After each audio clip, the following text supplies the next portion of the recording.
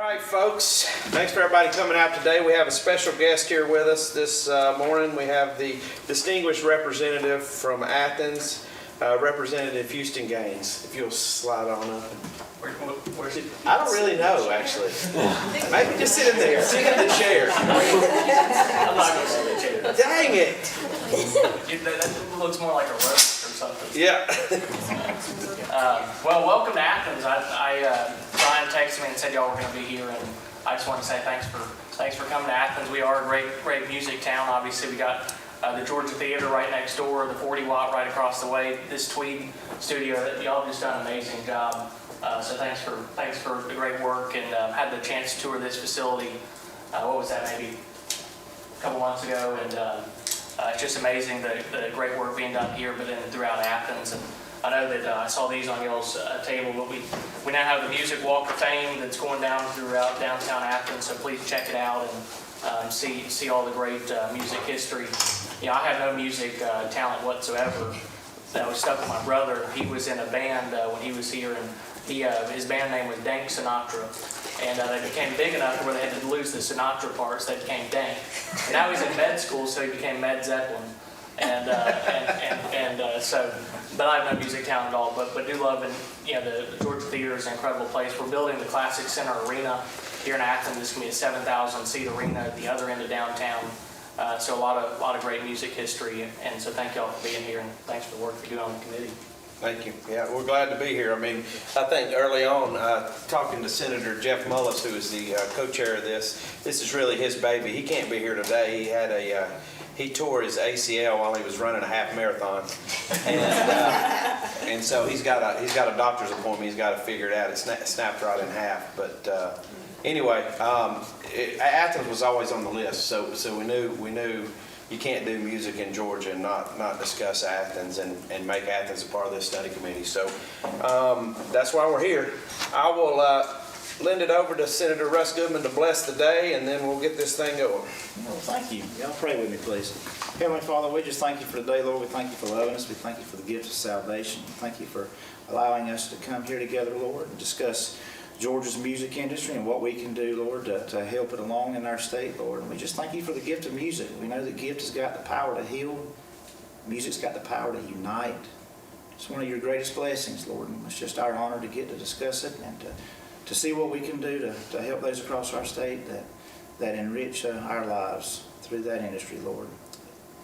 As we get ready to go about these proceedings, we just ask for wisdom and judgment, Lord. In Jesus' holy name we pray. Amen. Thank you, sir. All right. First on the agenda today is Dr. David Lowry. If you'll slide on up. I guess you get to sit in the round it's chair. like I'm being interrogated. That's it. Bright light comes on. Where's the guy that pulls the fingernails? Can y'all get him out of the back? Hi, I'm Dr. David Lowry. Although Sorry, I didn't mean to skip the doctor. I do apologize. No, actually, you said that. I'm Dr. David Lowry, although I don't usually use that very often. I teach at the University of Georgia in the music business program. I'm also the singer, main songwriter for two long-running indie rock, alternative rock bands called Cracker and Camper Van Beethoven. I've been living here in Athens for I guess kind of full-time now for about 12 years, but in the 90s, my record label was based here, and I have a big connection to this town. And my wife books the 40 Watt. Okay, blah, blah, blah, that's all the stuff. I'm also known as a little bit of a artist advocate, having testified on Capitol Hill to the Senate Judiciary Committee, done a fair amount of sort of just personal on my own lobbying of various senators and congressmen and things like that. And then I also decided that since nobody was doing anything about it, I would launch a class action against Spotify, which resulted in them settling. What was happening is it became apparent that a large percentage of songwriters were not being paid all of their royalties. And so, that's sort of my calling card. And anyway, I want to thank you guys for your attention to the music industry here in Georgia, not just in Athens, but all through the state. I imagine I've never actually done a study on this, but I've just kind of looked at the charts. It probably varies from week to week, but I imagine that in the United States, North American market, I imagine that Georgia is overrepresented in sales and streams, concert tickets and stuff like that. We have a very strong music complex here and stuff. Now, I also want to thank you guys for doing the TEMA and TOGA bills. Those are important. And I suppose what we're here to do today is discuss other ways that the state government might be helpful in supporting the music industry here in Georgia. Now, this is just my opinion, but I would point out that there are some challenges we face here in Georgia. We'll probably never really attract any of the major label groups to put much staff or employees, buildings, or anything here. The music industry is very consolidated now. There's 3 major labels. They're largely based, there are 3 major label groups. They're largely based in Los Angeles and New York, and then they're also moving a lot of their back office staff to Nashville. And that's a little bit of a problem for us. We're too close to Nashville in a way. They can sort of manage us, their business in Georgia from Nashville. There's 2 major concert promotion companies, AEG and Live Nation, Due Diligence. My wife works for Live Nation, as well as the 40 Watt Club here in Athens. They're also very entrenched where they are in New York and Los Angeles. It's important for them. There's basically 2 large agencies, CAA and William Morris, and those tend to be a little more spread out, but you have Nashville, Miami, Los Angeles, New York, right? So when you look at the Georgia music scene, it has its strengths. And the strengths are that I think we're overrepresented, like in the charts, by the musicians, songwriters, producers, and other creatives that live here in Georgia, right? That's our strengths. It's not really like the big companies. And so I would like to humbly ask the committee to think about how we might help those people, right? That part of the industry. How do we support, especially songwriters, performers, producers, right? That's kind of got to be your strength. And managers, okay? Managers, that's another part of the industry that's not, there are a lot of the management companies are based in New York and Los Angeles, but you tend to have managers that live everywhere, especially in a major market like Atlanta, with a major music scene. So I would like to be one of the voices suggesting that we think about getting a music office for the state of Georgia, where we have a little staff that can advocate, not just here in Georgia, but also with the federal government on behalf of issues that affect songwriters and performers' fees and royalties, right? I don't think most musicians are hardworking entrepreneur types. They're not really looking for a handout. What they're really looking for is to be treated fairly under the rules and regulations and how business is supposed to work in the United States, right? Don't know a lot about the other music offices in other states, but I have noted that the Texas Music Office, as well as the City of Austin Music Office, have weighed in quite helpfully on behalf of songwriters and performers when we're getting kind of the short end of the stick with royalties and stuff like that. And by the way, if you're not aware, a large portion of songwriter royalties are determined by the Copyright Royalty Board in Washington, D.C. And it's very important what they do. And we've just gone through a little dispute with some of the other, like the streaming services and the record labels and stuff like that about our royalties at the Copyright Royalty Board in Washington, D.C. where we finally got a raise on our mechanical royalties, which had been frozen since 2006, I believe it was, right? And it's very difficult for an individual songwriter to go up there and argue on behalf of songwriters at the Copyright Royalty Board. Fortunately, a couple songwriters did, and the administrative law judges that run that panel also were highly sympathetic to us at this time. But that's not always going to be the case, and that's where I think that state government can weigh in our behalf, on behalf of performers and songwriters that live in the state of Georgia, and that's my 2 cents. Okay? Any questions? Yeah, I got questions, but I'll let the panel start it off, and then I'll ask mine. Any questions? You good? Okay. Thanks for being here. Okay, thank you. Thank you for being here and sharing. So on the strikes, I just want to make sure I got this right.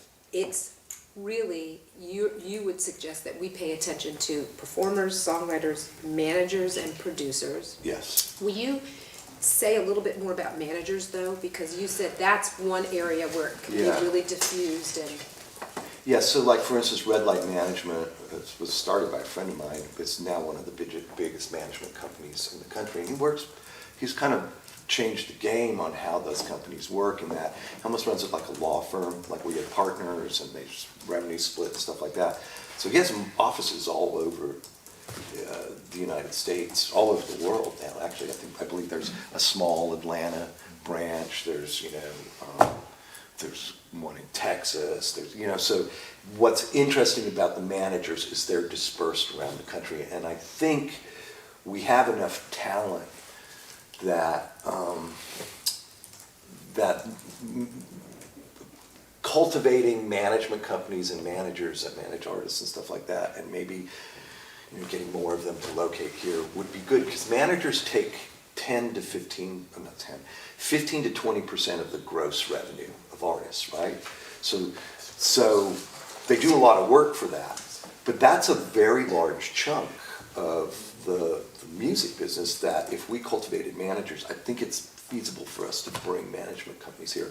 Plus, I love Atlanta. Atlanta's a great major city. When you're a manager, when you're in show business, you kind of want to be in a city like that, and it's got its charms, it's got its major airport, it's got a lot of strengths where I think like a managers would feel good about being, it wouldn't be like, oh, we're in some podunk state. I'm sorry, but you know what I mean?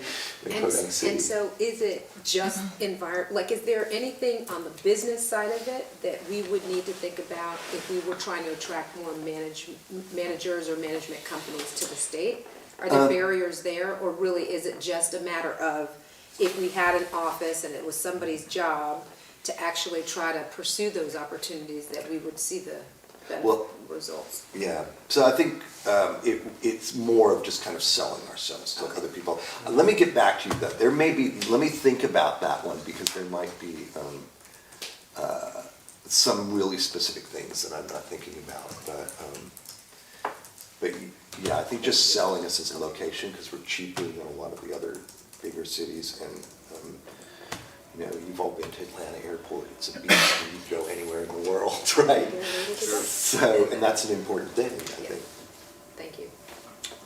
Co-chair, what can we do for you? Thanks for the question. Thank you. I've just got a quick question. So, Apple Music, and I'm a subscriber to Apple Music, and I'm a lifelong huge music fan, right?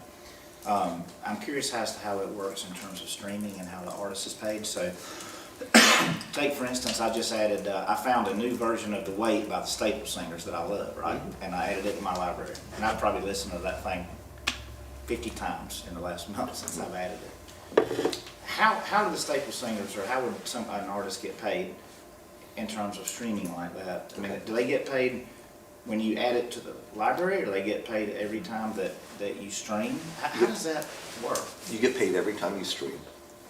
And my long-running blog, The Tricordist, usually does a yearly update where somebody with a very large catalog privately gave us access to that data, but we're not supposed to say who it is. And so typically what you see is per stream, you see about somewhere between 0.4 and 0.6 cents per stream going to all rights holders. That would be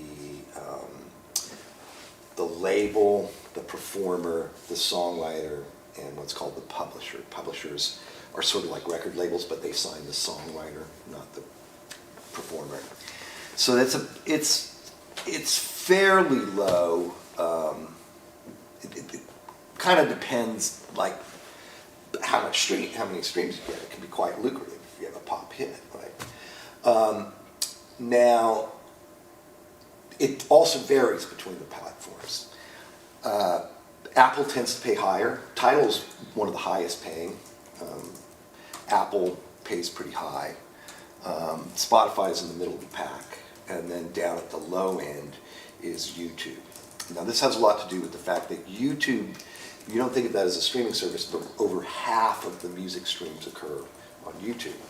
One of the problems with YouTube, why that rate is so low, is because there's some music that's licensed there, but then you might get another video that's the exact same song, but it's put up by a user.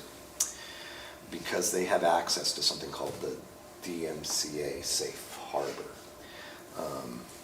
They have user-generated content, so that's going to happen.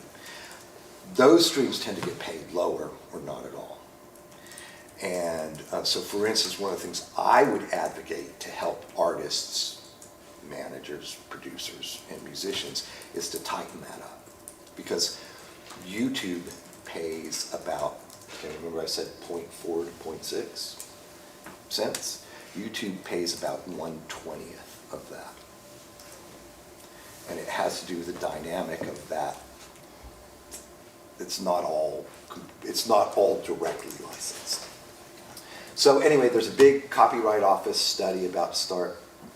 It would be interesting if, somebody from state, if we had a music office, that would be a case where the music office would weigh in and say, we think these are some sensible reforms to the DMCA Safe Harbor, so that,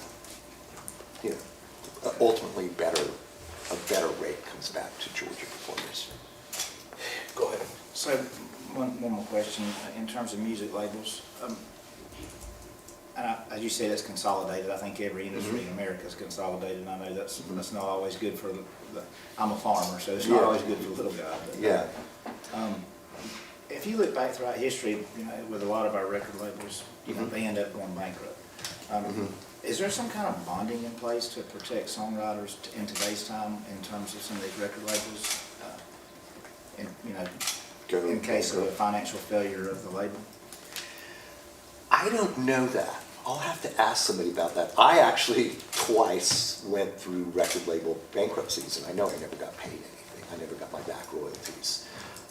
I don't know if it's different now. That was in the 80s, and that indeed was possibly one of the benefits of the consolidation is that doesn't happen as much anymore. But that used to happen a lot when I was younger in the music business. I ran an independent label. Oh, which reminds me, but there is another interesting thing about that. There's also, for songwriters and performers, often, because there's so many songs on these music services, people can make covers. Sometimes, even the best run streaming service will sometimes, they can't link a songwriter to a performer in their database, right? The machines are matching these things, right? And so you have a lot of money that goes into a black box. It's we call it black box, but it's really unallocated, unclaimed royalties, right? And recently, the music licensing collective that collects the the songwriter royalties for the streaming collectives were, by federal law, they were handed the unclaimed royalties over the last 7 years. It was nearly $600 million. And the weird thing about these royalties, they're not treated as, it's the word escheatment, it's unclaimed properties. It's not treated as unclaimed properties, would normally bounce to the state, would go to the states that these companies operate, or instead they sit Anyway, that's another case that, I don't really know what to do about that, but that's another case that the state office could weigh in with the Music Licensing Collective, which is a nonprofit that's selected by the Copyright Office to manage those royalties. And that's a big problem. Yeah, I mean, you would think that they could reallocate it over the last 7 years, however. Well, it they're was working allocated. on it. Yeah. But that shows you the size of Yeah, the problem. the magnitude, sure. Yeah. I'm with that. Can we break down a royalty schedule? So if you write the song, I play the song. Is it a 50-50 split? Do you negotiate that on the front side? How does that work? It's for the songwriter, the split is set by the Copyright Royalty Board. Well, the revenue for the songwriter is set by the Copyright Royalty Board in Washington DC. And so, for instance, on physical product and downloads, we just got this whopping raise from 9.1 cents to 15 cents. That's why we like physical product. Songwriters do anyway. So that was a whopping raise because I think the Copyright Royalty Board, like I said, we have some very sympathetic administrators on the Copyright Royalty Board right now. So they gave us like this huge raise. But that was partly because it was frozen for all of those years. Under So it's previous judges. basically 15%, so 15 cents on every dollar the songwriter gets for streaming revenue? No, 15 cent, on physical product, you have a penny rate, where they go, okay, you gotta pay that song costs 15.1 cents. So if you're manufacturing a CD or a vinyl album, all the songs, that's what they cost, it goes to the songwriter. I got you. So it's because we don't, since 1909, that's how the songwriter royalties have been set. There's a lot of people who argue that we should get rid of that at this point, that's the way of doing things. For streaming, they set a percentage of the streaming services revenue. So for instance, a songwriter, so for streaming services, this thing called the Music Licensing Collective essentially sends a bill to the streaming service, I believe every month. Says, okay, how much money did you make? Okay, so we're going to take 15.1% of that and we're going to put this in a pool, right? And then we look at how many times a particular song was streamed versus the total streams. You get a fraction, and then you take that fraction of the pool and give that to those songwriters for that work, right? For that song. Similarly, the performers are paid in a similar way, but that's all done with private contracts. And it's a larger percentage, and it goes to the label. But it's usually around 50% of the money from the streaming service each month is set into a pool, and then they look at, the recordings. Recording and song are two distinct pieces of intellectual property. Don't want to confuse you guys. And the recording, they'll say, okay, well, this label had X percent of the streams, so we're going to give them X percent of the revenue from the pool this month. And pass it out to them. And then their private contracts between their performers and the label decide how that revenue is I split. got you. So if the So label something has like- a- yes, so if the label has a 60-40 split with the artist, then they do it, each one's different depending on who the artist is and how they negotiate It's that. more likely 15 or 20% with the artist because it's a high risk. Most artists have an advance and are given an upfront fee, not always. And so that the risk reward calculus gets really weird, so the labels tend to take a pretty large chunk Of the backside. of the backside. Yeah, it's usually more like 15 or 20% of that goes to the artist. Really? Yeah. Yeah, go ahead. Has there ever been a study done in terms of what the artist makes? Say if, taking into account inflation and sales, say, go back to 1956, Elvis Presley's Heartbreak Hotel, right, it was #1 album versus something in the day's time as far as the... I think there was a study by somebody, but I'll have to get back to you on that, with this recent raise that songwriters got on physical product from 9 cents to 15 cents. That is specifically what the judges were going after, and I think they got somebody to submit a study for them, but they were just like, hey, this is ridiculous with the cost of living changes and stuff like that, we are, we've got to raise this, in all good conscience. We can't Yeah, sit how do there we and sleep leave at this, night? right? Yeah. So that's kind of like my question, I'm sorry. Just like in agriculture, the farmers share the retail dollars half of what it was in 1980. I mean, I would love to know if there's some study out there that would show us with online and streaming and the advent of streaming, how much that has affected what. The problem with streaming is I think our shares of revenue are similar. Not necessarily for the songwriter, but for the performer. I think the share of revenue is similar. The problem is that, we're getting a percentage of revenue, so there's no incentive for the streaming services to raise their monthly fee. And because, one, the way the royalty is paid out, they're doing okay, I think. I mean, all the streaming services actually have trouble making a profit, though. Apple doesn't care because they're selling hardware. Amazon's selling you everything else. YouTube is collecting your data. So, and Spotify's the only one in there that's really kind of standing alone, trying to make a profit. But they're also collecting your data and serving advertising and stuff like that. So there's not a real incentive for them to raise their rates because they're just having to pay out a percentage, right, of their revenue. So if they're like YouTube and it's virtually free, well, we're just giving, 15% of our revenue towards the songwriters, right? Because that's what the law says.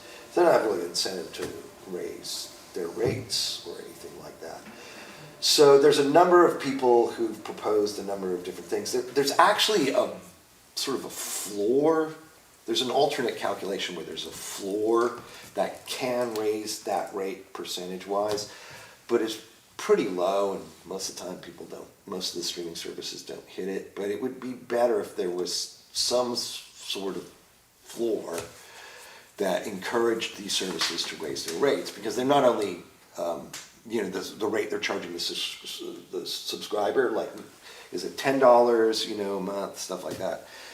$10 a month for all the music in the world is a pretty great deal. pretty great bargain. As a consumer, I like it. can't I'm a big resist fan of it. right? I feel like I'm getting you. So it's a difficult problem to solve. I don't know exactly where to start, but again, a state office that said, could weigh in or commission a study or, go in with the other state offices, Texas, Maryland. I hear Maryland's doing one or something, or is doing something.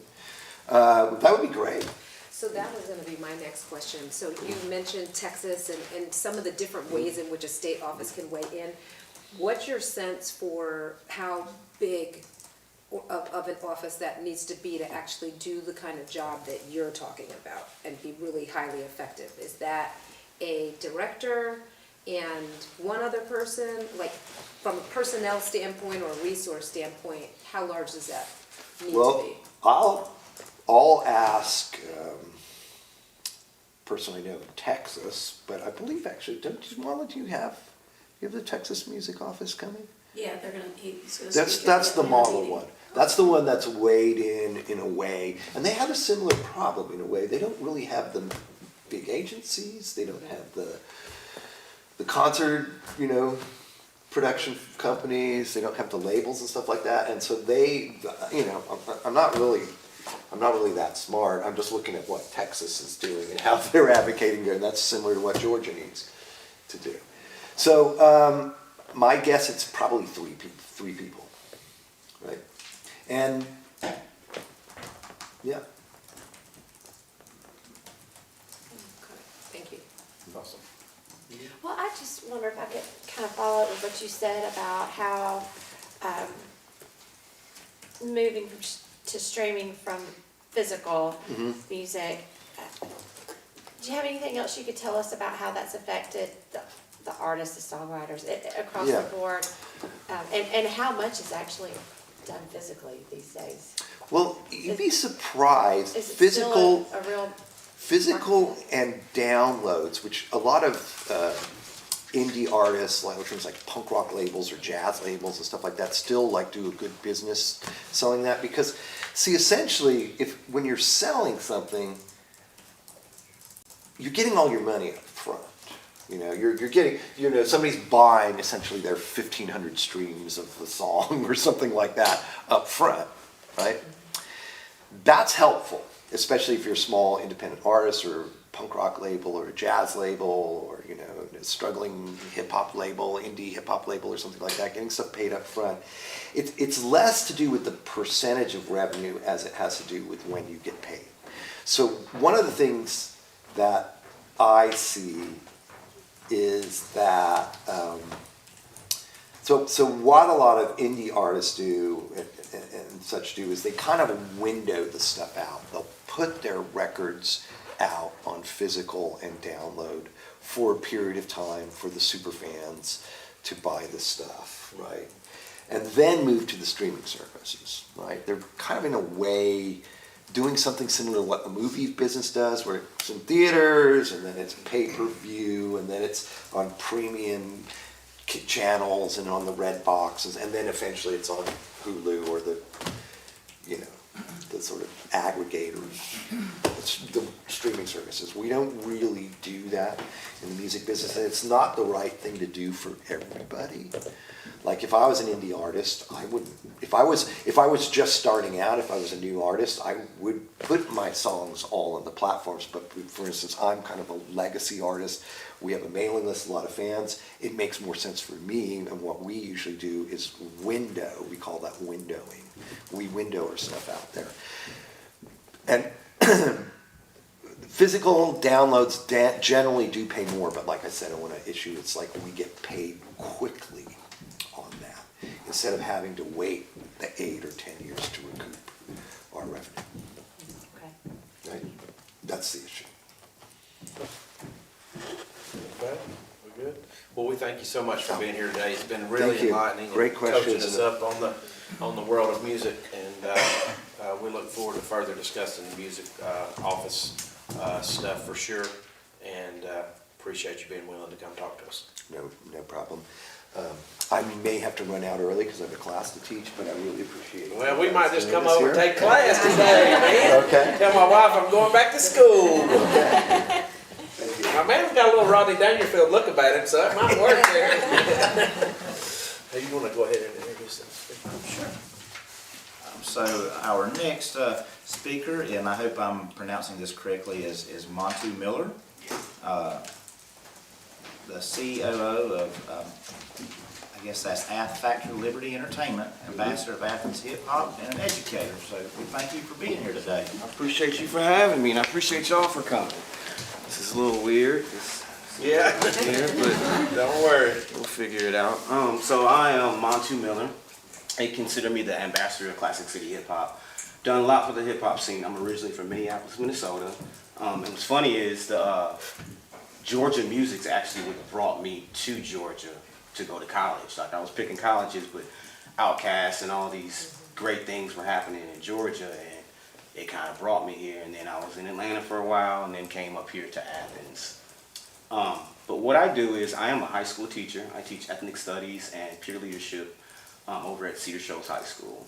But when I first got to Athens, there wasn't much of a hip hop scene here. I mean, they had hip hop artists here and there, but I was with a group that kind of helped put it all together, and we started to do more downtown shows and really kind of get the wheels turning on some things. And some of the beautiful things that's going on in our scene now is because of some of the work that we put in years ago.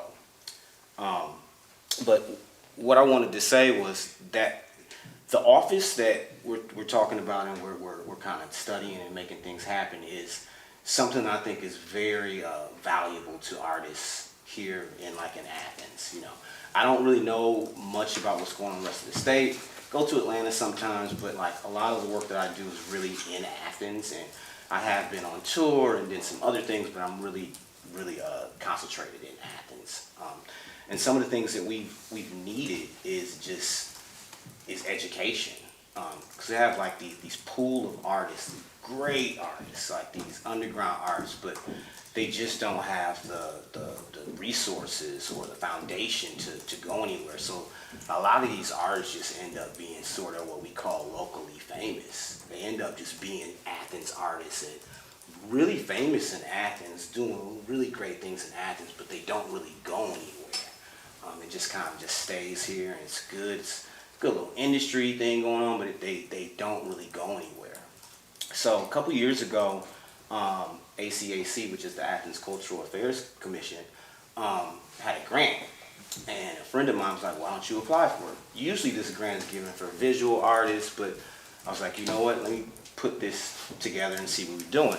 So what we did was we put this album together.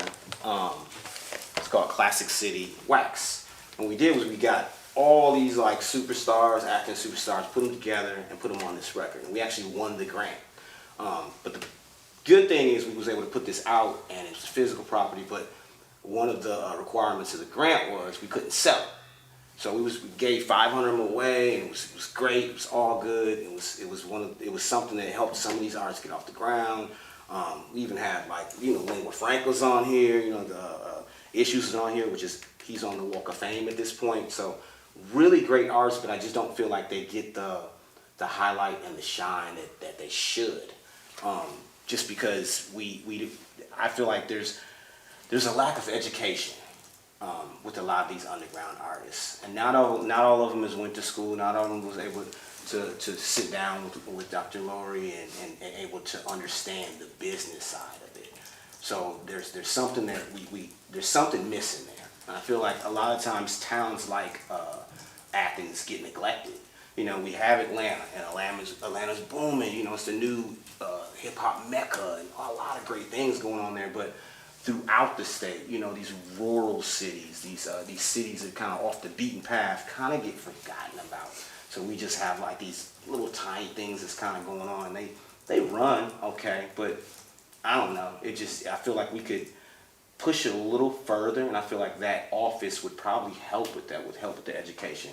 Might help with some grants, might help with some resources that can actually get these artists off the ground that would just help promote Georgia. And the good thing about and let me just run through real quick. So we got another grant, because I was like, well, we won that grant, so let me just start applying for these grants. So Creature Comforts had a grant, DIY grant, like a year later, ended up winning that one. So I said, you know what, let me put out volume 2. And because I wasn't able to sell this, my goal is to eventually get this to where it's like a yearly project, and it's kind of self-running. We can sell them, and it keeps going and going and going. But I'm on volume 3, but I haven't found a grant to get that one yet. But I'm working on it, and we're gonna make it happen.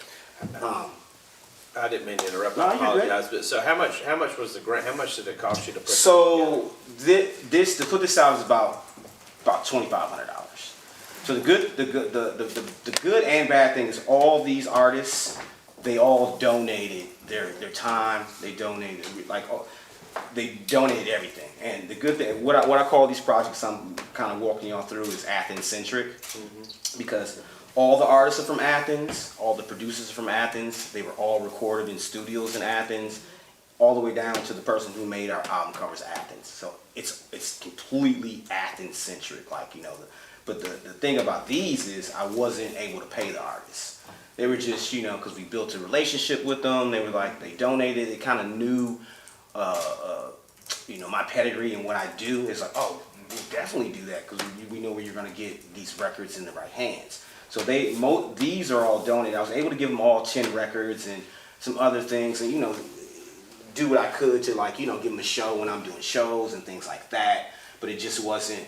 It wasn't really something that they made money off of, right. And I think that happens a lot with underground artists, whether it be shows. They'll do these shows and they might make a couple $100, but it's not anything that's going to help them advance in their career. Same with the producers, same with even some of these local record companies, these local studios. They're kind of just getting by, and a lot of them have jobs. A lot of them, they do this stuff on the side, but they would rather this be their career. You know what I mean? So recently, I'm putting out this actually next Friday, and I got a grant from the Mellon Foundation over at UGA, the Wilson Center. So this was a big enough grant. They gave us $5,000. I was actually able to pay each artist and pay the studios and kind of pay everybody for this one. So this one was a little better, and I'm putting this one out next, like I said, next Friday. And I think this one's gonna have a little bit more wheels under it, and I think it's gonna do a little bit more.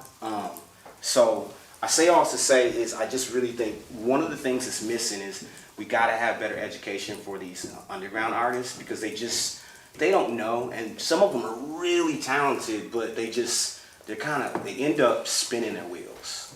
You know, I know great artists in this town that's probably superstars within the borders of Athens, but 10 years later they're doing the exact same thing.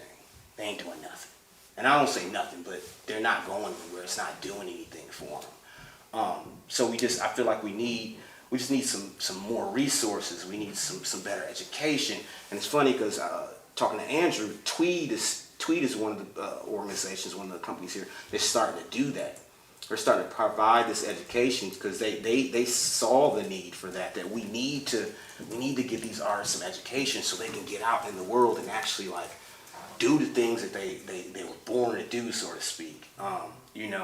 Actually worked with Tweed in their music school a couple of years ago now, or I don't even, COVID messed me up, whenever it was, maybe a year ago, 2 years ago.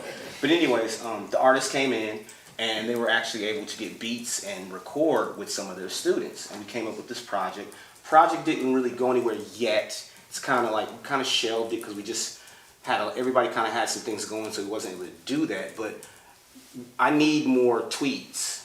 You know, I need more people that's willing to say, you know what, I see what the hip hop community is doing in Athens. I see y'all, but here's a grant that you can actually do something with. Here is a series of workshops that's going to help these underground artists.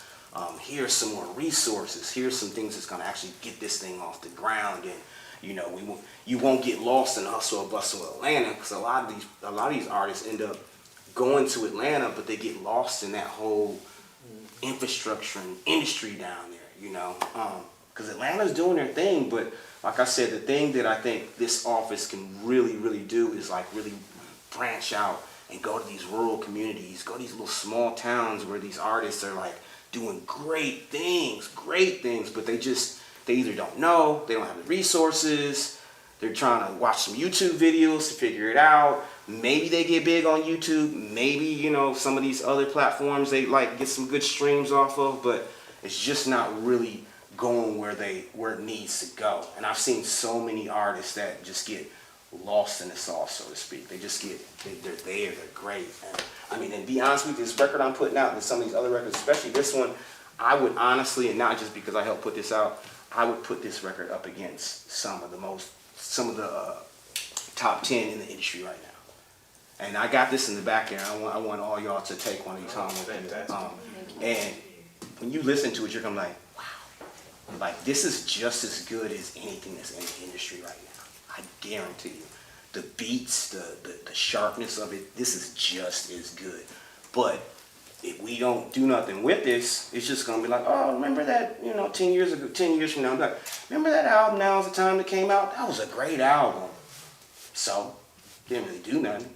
People can bring it home, they can hang it up, but didn't really do nothing. But like some of these artists can do some great things. And before I finish, I do want to say, and y'all are actually gonna, I think y'all are gonna tour the Walk of Fame. One of the producers and one of the artists that are on here are actually on the Walk of Fame. Issues is on the Walk of Fame because he went on tour with me and KRS-One, and he did some things globally, some great things, and he actually is kind of re-emerged and about to put out a new album. And he's starting to get some traction under some things, and it's gonna. I think he's really gonna get some things that's happening. But I can't stress enough that we need more, I guess, resources, education, and I really feel like this office can do that for towns like Athens, towns like wherever in Georgia that just like they just kind of get lost. And with the internet, it does help to like shine light on some of these places, but it's just not enough, you know. I mean, there's a lot more I wanted to say, but I kind of trying to get my thoughts together, but I just really wanted to stress that like these type of projects happen all the time. You know, you can go to Wuck Street down there and probably pick up some records and some CDs that came out years ago in Athens. Great records. And only people who really know about it are people in Athens. Yeah, go ahead. So let me ask you this, what would be the barriers to entry for you if you wanted to get that album put on Apple Music, where, you know, someone could go and download it? It would be the process of doing it, and that's one of the things we're gonna do. Like this record is one of the ones we're trying to actually put on those platforms and do those kind of things. But again, education. That's why I'm glad I have Dr. Laurie here, because then I can go to him and kind of say, okay, what's my next steps? You know, because me as a business owner and sort of like I'm not the artist. I'm sort of the guy in the back. Everything that I've learned on the fly. Like it's all organic. Like everything I've done in this town, and people know I've done some great things in this town. You know, from helping with the Walk of Fame to putting on some of the greatest shows that came to Athens, bringing great artists here. It's all been organic. I won't say I don't know what I'm doing, but at this point, like I've learned from experience, but I just need, people like me just need better education, you know. And I don't know if it's just I don't have time. I can't necessarily come to a Tweed workshop that they do all the time, but I just need, people like me just need better resources and better education. So when we, like, okay, let's come up with this plan. Like, okay, we're gonna put these records out, but let's do it this way. We're gonna get the streaming together. We're gonna get the physicals together. We're gonna get the merch, and it all kind of works together. But the last 15, 20 years I've been here in Athens, I just been doing it. Cause I love the music, hip hop is my culture, and like I've kind of just learned on the fly, you know, and it's worked well for me. But I feel like I'm probably just a step or two away from doing just as great things that they're doing in Atlanta, that they're doing in LA. Like we're this close, and I just need a little help. And I think that office and some of the businesses around here, let's building this network, building this foundation for these artists that I help train, that I help put together. Some of my kids at Cedar that are rapping and they're 16 years old or making beats at 16 years old. Now I can like, okay, here's your trajectory. Here's the path you need to take. You know, I don't want you to take the path I took because mine was all organic. I didn't know what I was doing, but like, I don't want you to take the path I take. Here's a step one, step two, step three. Here we go. And if you're talented enough and it works, then you're blowing up. And then when we blow Georgia up. We make Georgia a better musical state, you know, and it's happening. But I think we just get, caught up on Atlanta. You know, I say that all the time coming from Athens, but I really do think people get, it's delusional just to look at Atlanta, you know, because most of those artists aren't even from Atlanta, you know. So most of those producers are not even from Atlanta. But if we want some homegrown, like from the roots up, like something that's gonna build this state up, that's gonna give money to the producers, give money to the studios, give money to Tweed, give money to these businesses when I'm doing shows. And it's an industry that has so many arms that like, if I put out a record, I might be paying 50 people. So now I just gave checks to 50 people. You know what I'm saying? So it's something that's not like, it's personal, but at the same time, it's something that can help build our whole industry, can help my kids at Cedar, can help some of this, these people that are living in poverty, but might be the greatest rapper in the world. But he don't know what to do, ain't got nowhere to do, but that can help uplift him out of that because he has the education, he has the resources. Make sense? Mm-hmm. So, and I'm out of Atlanta, and been involved in arts in a number of different ways, though I am not an artist, so kudos to you. We hear the same thing that you were saying on visual artists also, that for the business side of it, kind of the education and the resources and how to build a business, you've got the talent, but how do you actually leverage that to the next stage? And even in visual arts, people, and in Atlanta, people are like, I gotta go someplace else to make it, to then come back and be what I should have been all along in our state.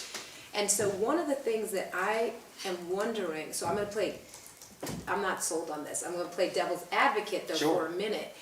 We have a Georgia Council on the Arts, and it is multidisciplinary, and we don't honestly, I mean, I think we are the least funded of all the states in the nation for our Council on the Arts. So we've been talking a lot about this idea of creating a separate kind of music department or division to focus specifically on music. But I want to play devil's advocate for a minute and say, you know, is that something that could happen through the Georgia Council on the Arts, which is a department that already exists, if it were funded differently, or if it was given a different focus specific to music, or does it need to be standalone? I think because that's already there, having a branch of it that you don't just create, because a lot of times what happens in some of these situations and even locally, like you create this branch of music, like that's the music part of it, you just created it and it doesn't have any like legs. So if it's something that you can like branch off of that and it actually has legs, it actually has the, I heard you talking about what does that personnel look like? Is it one person, two person?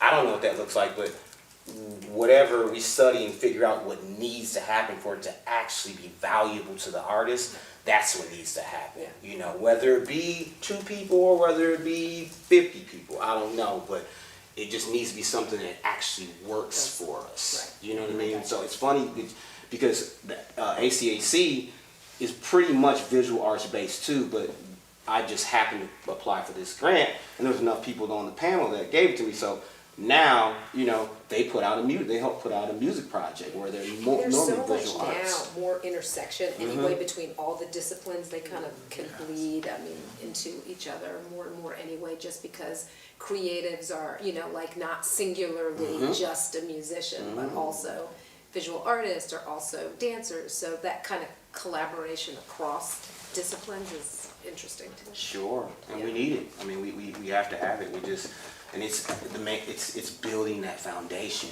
you know. And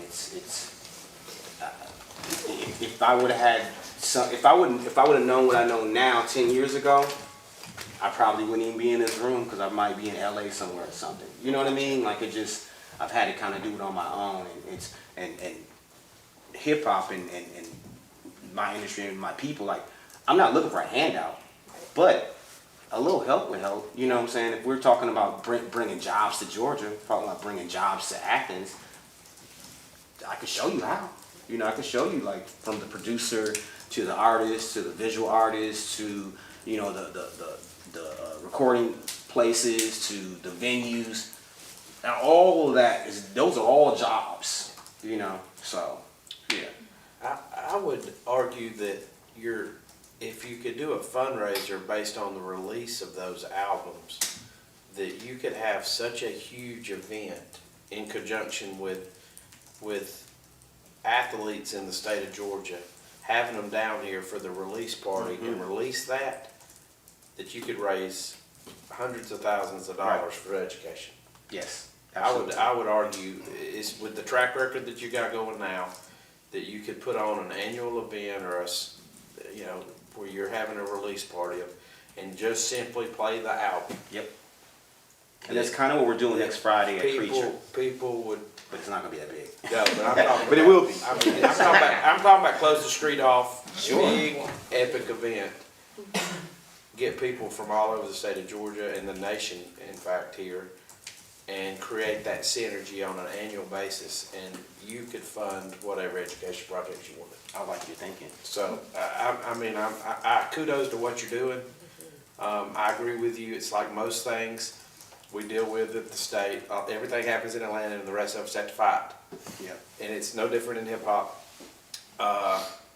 And also the issue of how do we educate people, not to fit into the education system that we have now, but how do we create programs that people can actually use to get ahead? Yes. And I would argue that what Dr. Lowry's doing, if we could offer something similar to that at the technical college where people could go for free Absolutely. and learn how to do it, would be well-spent money in the state of Georgia. So, anybody have any further questions? Every question I started to write down, you answered it before I could finish writing it. So thank you for being so thorough with your thoughts. And also, I just want to add, as a former classroom teacher myself, thank you for what you do over at Cedar Shoals High School. And I know that grant writing is a difficult process. And so on top of everything else you're doing, I know that took a lot of your time and efforts. And thank you for being so committed to what you're doing, and so that you could to write those grants to get those albums put out. I think Chairman Carpenter has a great idea. I'd love to see a huge event. I would like to go to that. Yeah. So, yeah. So Let's do it. Yeah, thank you for what you're doing. I think you're such an asset to the community, and not just here in Athens, but to any aspiring hip hop artist in the state. I appreciate it. Appreciate you being here. Thank you. Thank you, sir. And we'll catch up here. Today's conference day, so I'm kind of coming in between my conferences, but I'm going to stay as long as I can. But I do have a box of these records we're releasing next Friday. Please take one. Take one, even if you don't listen to hip hop and there's some poetry on it. Take one and give it to somebody or something. Yeah. Right, thank you. Appreciate you. Appreciate what you do. All right, everybody good? We need to take a bathroom break. We good? All good, all 6 of us. All right, here we go. All right, Miss Buck, please come on down, owner of the 40 Watt Club. We appreciate you being here. Oh, well, thanks for having me. Thanks to Tweed Bunch for of hosting. bunch of solid memories at the 40 Watt Club. Well, that's great. My day in Athens, made a bunch of poor decisions down there. But those were done. Got it out of your system. We survived. I'd say that's one of the parts of education at UGA is going out, finding your friends, finding a tribe. You might not meet them in class, you might meet them at a show. That's right. And maybe get some of the crazy energy out so you can go to class. Yes, a bunch of good late night sausages with the comeback sauce on it, so yeah. Indeed. Wow. Great. Good times. Well, I tell you what, following Dr. Lowry and then Montu, boy, I learned a lot. And that just goes to show just the breadth of the industry. And, live performance is what I do, certainly at the 40 Watt. I've been doing it for over 30 years. And graduate of UGA, was kind of hanging around trying to figure out next steps. And I was working at a former location of the 40 Watt Club, and the owner just disappeared. And I said, well, what a jerk, and I could do this. And so I think that probably for politicians, entrepreneurs, anyone, you go, I could do that better. Let me see what I can do. So I was young enough and foolish enough to think that would be something. And now here I am. It's been lifelong work, passion, and career for me. And I was looking at some of the numbers. I think before COVID, we were doing probably over 200 shows a year. We're not open every single night because we're specific to whatever performance we have. Now that's decreased because there's a lot of people that aren't going back out touring right now. They're not ready. They don't have the support team that they need, or the financial risk is too great. So we're slowly building back up, and we work with kind of I call it a platoon system or a roster, so that we have 12 to 15 sound and lighting engineers in our book. And they're independent contractors, and they'll come and they'll go, and sometimes they're students. Some of my employees are students, quite a few right now. And it's like, I'm overwhelmed. I said, well, you're not working now. Then call up another veteran. So we do probably have about 50 people that I would consider to be employees.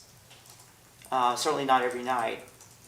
But that system works well so that people can do other things. They can go to school. A lot of the employees are musicians. They can go on tour and do their other jobs or their other art. A lot of musicians, a lot of students, and it's a system that works well for us, and I think it keeps a fresh perspective. I've got a lot of new faces coming through, a lot of new ideas, and then nobody's burned out. because that's a problem too that I worry about, because the later nights. I'm not there late at night every night. Thank God. Those days are long gone for me. But as a small business owner, I get to do I tease everyone when they complain that they're tired. I go, well, I get to get up early and do the fun stuff. Go to the bank, deal with the insurance, pay the taxes, do the regular business stuff that any small business owner has to do. So I liked hearing about all the stuff Dr. Lowry was talking about, because that is a world that I am not familiar with, is all the streaming and the royalties and all that process. We pay licensing fees to ASCAP, BMI, and all the other licensing things to have the shows. And then in addition to that, we do pay the door. We pay 100% of the gate after the expenses of putting the show on, meaning the sound and the light and the security. I don't take a percentage, the club doesn't. We're small, and it works well, and it's a lot of independent clubs, which we are independent. Don't have the big corporate sponsorship behind us. And that way, we try to maximize the rate that the artist will get. Athens we're fortunate that so many bands want to come here, and I've never quite figured it out. We could say, it's because of the other artists that have come here, but I've always said Athens isn't on the way to anywhere, it's a destination. And I find that more and more every year as we have tourists. They come 12 months a year. It's football season right now, and my vendors go, I bet it's going to be crazy. And I go, sorta. It depends on what shows we have. And we can have a huge event in the summer and tourists coming through that want to do the Walk of Fame. They want to get their picture taken. They'll go to the theater. They'll go to the restaurants and stay here for a week. We have Drive-By Truckers, local heroes, right? We do a homecoming show every year, and they play 4 nights in a row, and they do daytime events. So we have people from all over the world that come and take off. Some of them take off 2 weeks. So it's their vacation. It's their spring break. And they come and they shop, dine, hang out, love it. And David Lowry's band does a similar thing in the spring. And it just brings, and everyone comes in, they come by, they buy a t-shirt, they check in, they wander around, they take pictures, and then I'll say, where are you from? And I'll hear every place. Literally everywhere. So for such a small town, it's kind of remarkable that everybody still finds the magic that we see and wants to come here. So that's something that, I think can't be downplayed, because what Monty was talking about is jobs, and it's an industry, and I have a lot of college students that are doing this, and they're not quite sure what they're going to do. And I said, sweetie, you are going to learn so much stuff, how to deal with the public, how to deal with stressful situations. Every night is different. Every show is different. We've had, for some reason, the country stars love us too. They come here and do underplays. That's what a big, huge star that plays in arenas will come to a small club. You ask them why, and they said, because it's fun. Because I'm right here in front of you. And so we've had Dierks Bentley twice. All these other guys that come through, the comedians, the big famous comedians, the same reason. And I'll ask them why. And they say they want that interaction. We have a very simple layout at the 40 Watt, I know you know.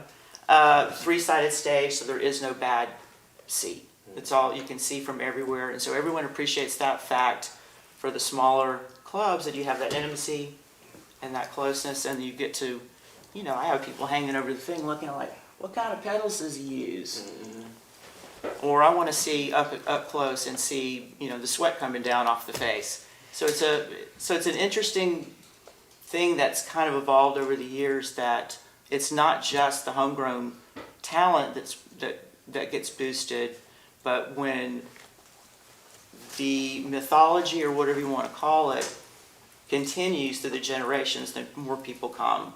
It used to be when I was in school, some of my classmates, they said, yeah, I want to go to UJ to, this is to their parents, to study and they'd just make up something, but they really wanted to come here and start a band.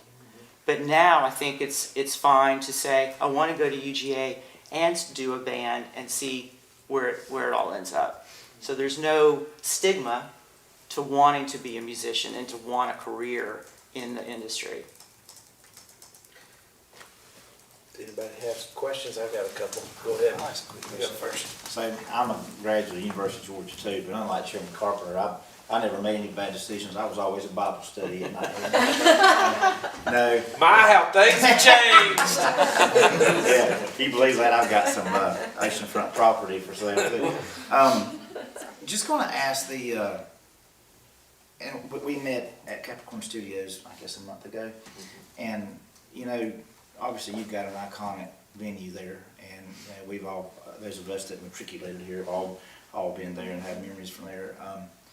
Have you ever considered, in terms of a revenue stream, not only for your business, but for the artists that come, to have a streaming service that would tie into the soundboards, that people like myself that, you know, went to school here and went there could actually go online and see these shows if we wanted to? Yeah, we were actually kind of at the advent of this kind of being a thing.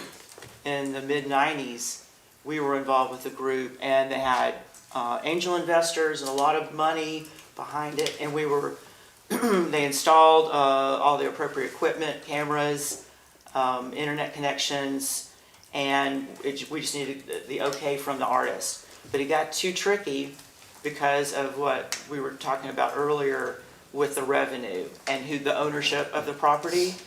Okay, you film or you do a tape off that board, you know, Grateful Dead, you know, the bootleg tapes. That's one thing. So you're trying to figure out, are we trying to monetize this? Are we trying to preserve this for history?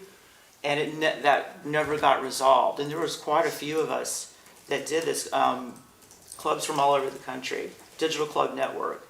So we tried it, and then someone mentioned to me they wanted to, during COVID, they're kind of going through their belongings, and they're like, what happened to that stuff? I go, good question.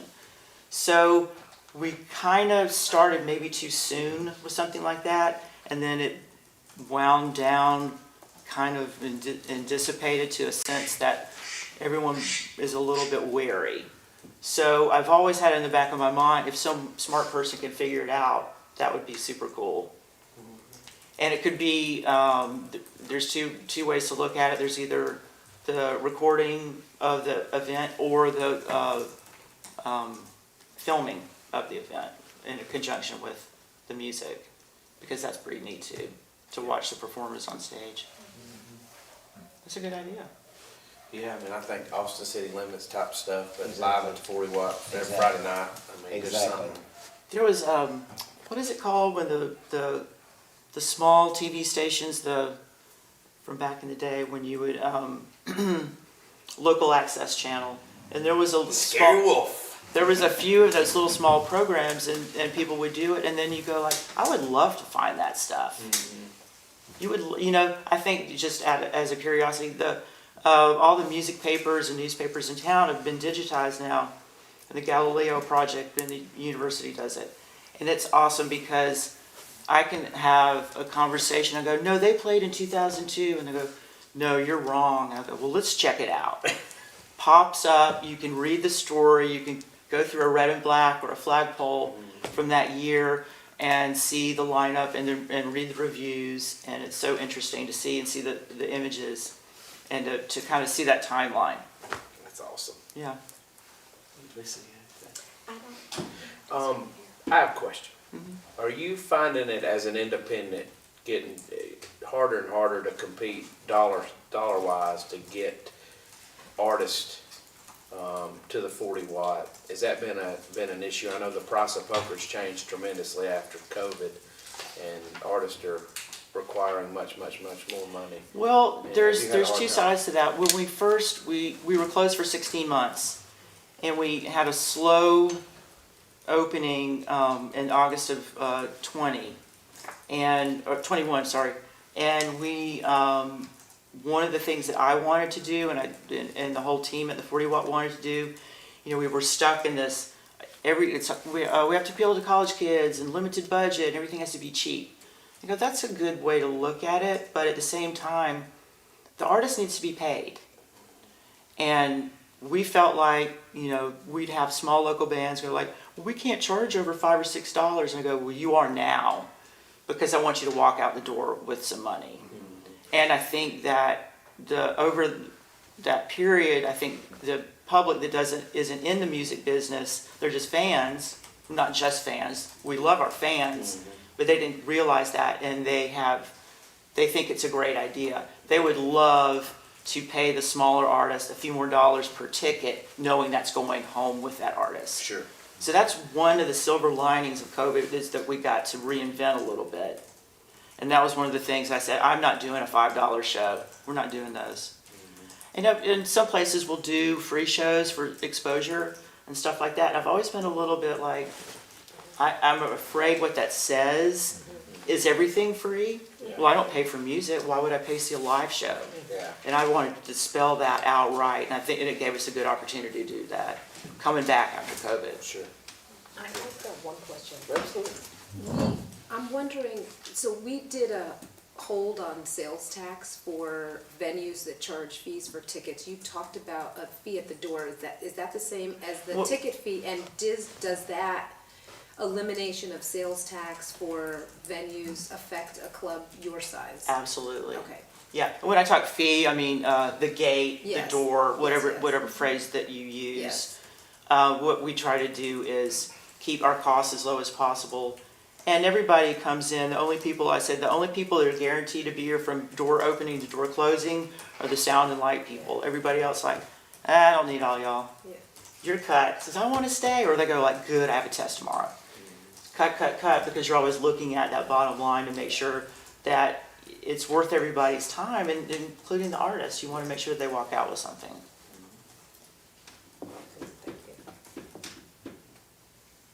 Yeah, one of the things that we're talking about, and Mala mentioned to me in an email, is what this committee is, some of the things that are being posed to y'all.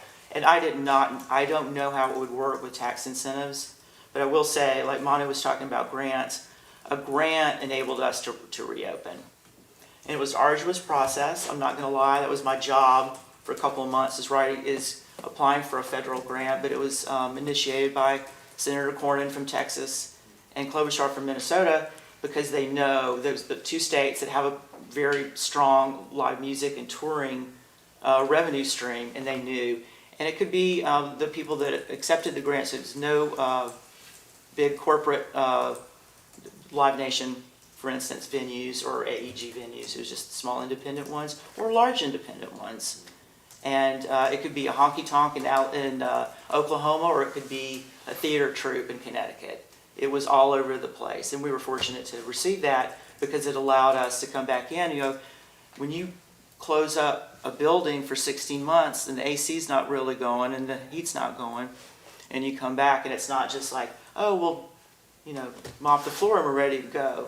Things had fallen into disrepair from non-use, and that grant allowed us to replace some equipment and get tidied up and cleaned up and get ready to go again.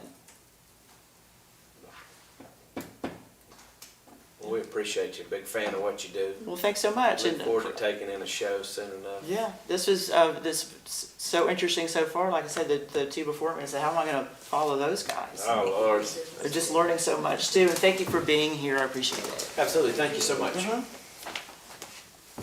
All right. I'm actually gonna have to go to the potty break. I drank my water. Yeah, let's take about 5 minutes. If anyone needs to pay their refill. I know, I was gonna ask. Oh, yeah, I gotta get I didn't even get my part out.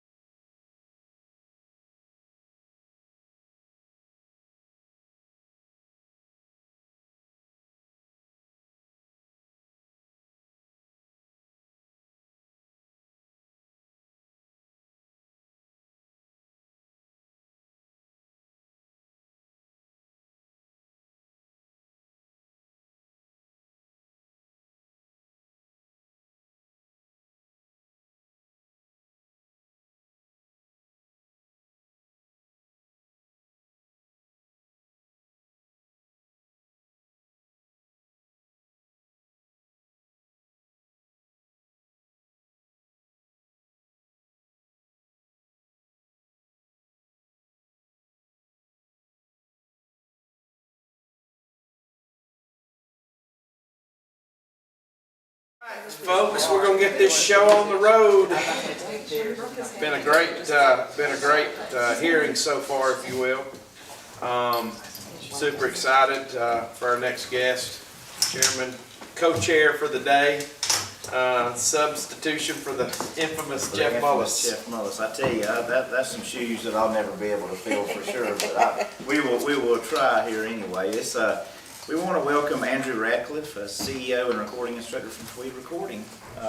Andrew, we're Right here. oh, buddy, thank President you. accountable. Thank you for being with us today. Thank y'all for being here. And hosting us and this beautiful facility, so we're super excited.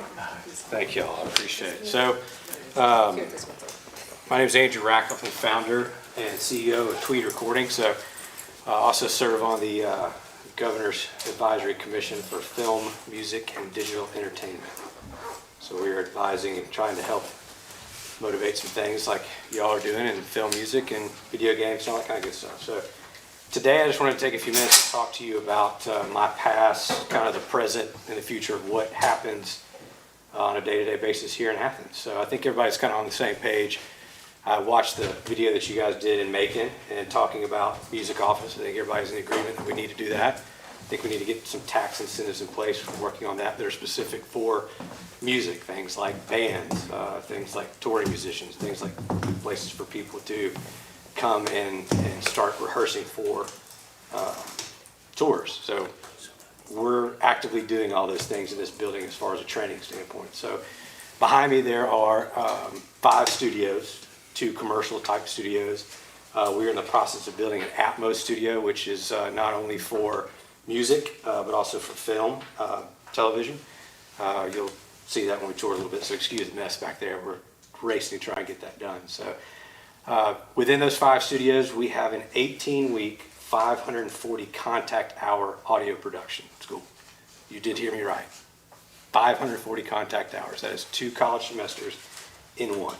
Also, these students have access to this building after the 3rd or 4th week for 1,100 hours during that 18 weeks. So it is basically, we are pulling your brains out of your ears, training you and shoving it back in. And the reason we do that is because this industry is very difficult and from a time standpoint. So while they're here, they are not only recording and learning how to record for music, but they're learning how to record for film, music, television, ADR, all the things that we believe we should be doing to complement a film industry in this state, all things sound. So when I started this program, I spent 22 years in Oxford, Mississippi, an hour outside of the Delta, birthplace of music, learning how to be a musician, learning how to be a business, learning how to take bands and the psychiatry that happens when you do that. So our students are not only learning about how to record music, but they're learning about how to record for all the things that I just talked about, all things sound. So think about things like every single one of you has a phone. Everything on that phone has had a microphone placed in front of it to capture that sound. There is an industry that exists for people to go and work in that. I learned a couple months ago about a gentleman that is in his home studio making 3 figures a year recording music for slot machines.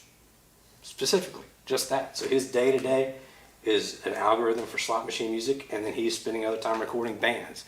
So students are not only learning how to be engineers, but they're learning about intellectual property, about everything that everyone has talked about. When I make music and I put it on the internet, you better know what your rights are when that happens, because there are people out there that want to take advantage of that and take your music and monetize it. So they're learning about that, the business of music, as we say. They're learning about life skills. All of us in this building have over 175 years of experience in the industry, whether that be recording, managing. A gentleman that I brought in by the name of John Snyder. John was at Loyola University for 12 years running their music program. John has recorded over 400 jazz records, 27 Grammys, managed Etta James, Ornette Coleman. So having a legacy of people that are here, we kind of put this program to say, we want to teach you what the music industry is about, all things sound, and how to kind of bump your head a little, not quite as hard as we did along the way. So we brought a lot of really great people around the table to write this apprenticeship-based curriculum. So that's kind of what we're up to presently. They're also learning about how to build home studios. So, building acoustic panels for home studios. I would love for every one of my students to go work at Abbey Road, but my heart is to go and do what I did. Convert a garage into a studio, get weird, go and work in the film industry or the sound industry at night rather than a pizza kitchen like I had to do, and then come back and run your studio. So we believe there's a lot of things that they can do, not only bringing music industry here, but we have a film industry that exists that needs microphones. 90% of every film you watch is re-recorded in a controlled environment like these studios behind us. We should be doing more to bolster that industry here. We already have the film. So that's kind of what we're doing at present. We're also deciding that in March of 2023, our great sound man, give it up for Mr. Mars back here, has been in the industry for 25 years. And we have started conversations with companies about a live sound school. So this room is going to transform into a live training facility.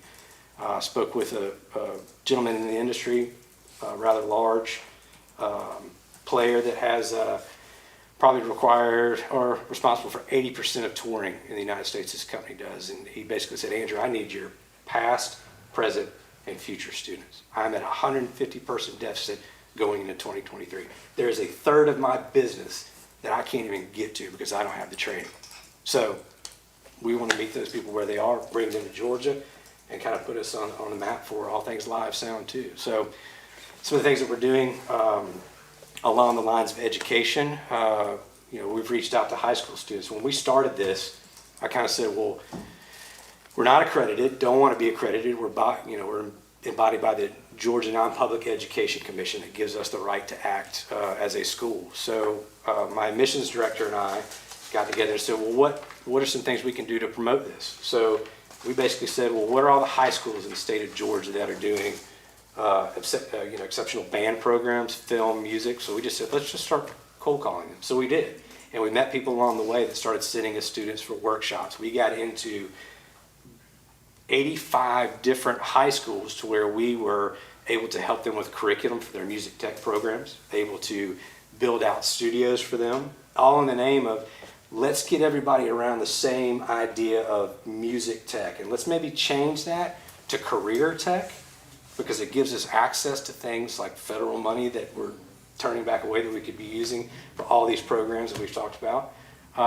So meeting those people where we are and just inviting them in this place and kind of being organic is how all this started and kind of the outreach that we're doing. So pre-COVID, to Montu's point, we were doing music industry night schools in this class to teach people about intellectual property and how you design splits agreements. And when you get everybody in a room together, what's the responsibility of getting everybody paid? That's extremely important. So those are kind of some of the outreach things that we're doing. The future and what we're looking at doing, we talked a little bit about, someone mentioned the technical college. We've talked about that with programs of the technical college, some private colleges.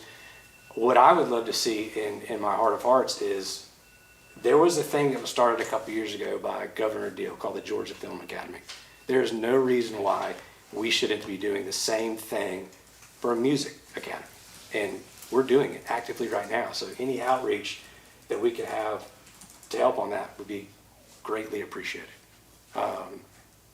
Access to Hope and Zell Miller and scholarship opportunities that accredited entities have.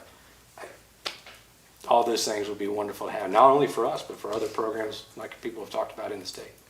So that's kind of actively everything that I've got going on in a condensed 5-minute version. I can sit here and tell you the story about, we were going to do this in Mississippi, and I had a wonderful 63-acre piece of property, and I got 3 weeks away from it and just was like, this is not where we're supposed to be. So grew up here. Parents are from South Georgia. My dad had an incredible career with Georgia Power, and we decided to come back here. I spent a lot of time playing in the venues around here in bands growing up and learning how to be a musician. So we decided to come back here because Mississippi was turning its back on the incentives that we need to be offering. So, how many students do you have at any given time? so we designed the building to have no more than 24 students at a time. So 18-week, $18,000 program, still cheaper than a private college per hour rate, still cheaper than across the street. No more than 24 students. What we found is that 12 to 14 is ideal for us because we start getting too many people around, we lose what kind of makes us special is that everybody gets to spend a massive amount of time in these studios learning. So Montu talked about, the Ath factor. So I think over the past, we're in our 4th semester, so we have actively have employed close to 50, we call them our audio children. They're back out and recording in their own studios or live venues or working in the industry. So no more than 24, but optimally 12 to 14 in the back of the building. When we start a live program here, probably 10 to 12 in this. So the live program will be different. This is all immersive. Like I said, 18 weeks, you come here and you commit. The live sound will be a Monday through Thursday night offering. So a little bit easier to digest. You could actually be in school somewhere and come and do this at night. Let me ask you, what do you think the state of Georgia could do as far as your industry? We gave the film folks the tax credit and they came. We need to do the same. We need to do the same on a level that not only is employing and helping small businesses, like what we started out as, recording studios, venues. I mean, all the things that we can do to create environment for people to come here, but also train people here. Because if you open this thing up and you provide these incentives, they're going to come, and we need the people in place to do the jobs. Absolutely. So things like the tax incentives, like the lowering that threshold. The average recording budget right now on what is a sustainable musician is somewhere around $75,000 to $100,000 a record. That'll get you a really, really great sounding record, quality studio time. And to have that incentive, if it's a 10% incentive, that's a lot of money to those people. That's hotel rooms, that's food, that's travel. If we're talking about, Malik, correct me if I'm getting off on this, orchestral recording or anything that has to do at ADR for film, we can do that in this building. There's a film industry that's coming to this town. They're going to need these things.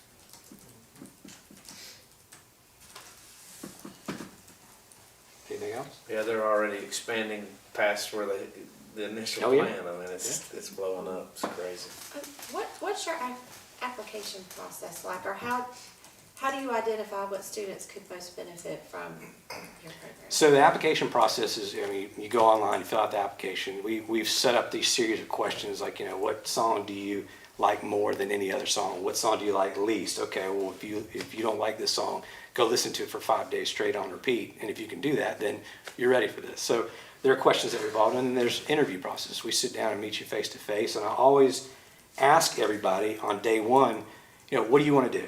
And I'm not going to hold you to it because there are going to be some things that you bump up against. Like, for example, when we started this was not a film-oriented program. This was all about music because that's what I did. And then along the way, we went, wait a minute, okay, we need to talk about ways that you can run your own recording studio, but go out and make money. Like I said, it's not a pizza kitchen. So go out and get, an ADR job or a remote job with holding a boom mic in front of somebody. So, along the way, they might think they're coming in. Everybody always says, well, I want to be a producer. I was like, okay, well, you need to learn how to be an audio engineer. You need to learn how to use this equipment that best gets you to the point of what is the soundscape that person wants. And that's a very, very intimate process when you become a producer and an opinionator with music. That person is letting you in on a very intimate level. And making records is hard. It is, the audio engineering part of it is only a piece of it. I can give you all those tools easily. The problem is you got to be a psychiatrist in the process. And you got to learn how to manage crazy people in a good way. We're all crazy. But so you might think, oh, I want to do this, but we're going to give you the opportunity to bump up against, being a manager, being live sound, all the things that come with it. So, and we're flexible in the sense that, we have so many friends in this industry that are playing at the 40 Watt. They're playing at the Georgia Theater. They go, oh, well, we're going to be in town. We want to come and talk to your students, or we want to record. So they get opportunities to work with, last semester, 15 bands, 9 different genres that they're actually getting working credits on these records for. When you open the record, which we still have, their names are on it. And our bands are buying into that because that's what makes this ecosystem work and what brings people here and makes you part of the family. Did I? And these students are not necessarily UGA students. These are students who are coming here specifically for your program. Yes, And ma'am. where do they draw from? Are they from around the state mostly? The past 3 semesters have been strictly from Georgia, and that's kind of what we targeted in the beginning because we want to grow the industry in Georgia, come back home. I mean, that's what we should be doing. But slowly but surely, we're leaking out. We have students from Virginia here now, a couple of students from Georgia. So there's no way. You could not take classes at UGA and do this at the same time. Yeah. No, physically or mentally couldn't be done. The live sound school, you could, and not. So you mentioned the film and how we built up a whole infrastructure really to support the film industry once we open up the tax incentives in terms of personnel and them being able to actually do the job so people don't have to actually bring people from out of the state to actually do all the aspects of the work of filming. In music, you see that, you said it, but you see that opportunity too. And is that why you mentioned like a Georgia Music Academy? So that we can build up more of that talent? Yes. So my thought with this in the beginning was, well, I'll just go into every high school in the state of Georgia and we'll put up a studio and work. The problem with that is we don't have the infrastructure to take a person there and teach it. Yeah. So if you remember, the Georgia Film Academy is not a school per se, as it is a classroom where all these different entities come and learn a trade. So, we're here physically doing that. We're bringing people in. We're already doing it. So my thought would be is you could go and recreate this alongside of the places that are doing film already, like, Fayetteville, Douglas, Rome, Yeah. Columbus, all these places, to kind of bolster that idea of what the Film Academy is doing.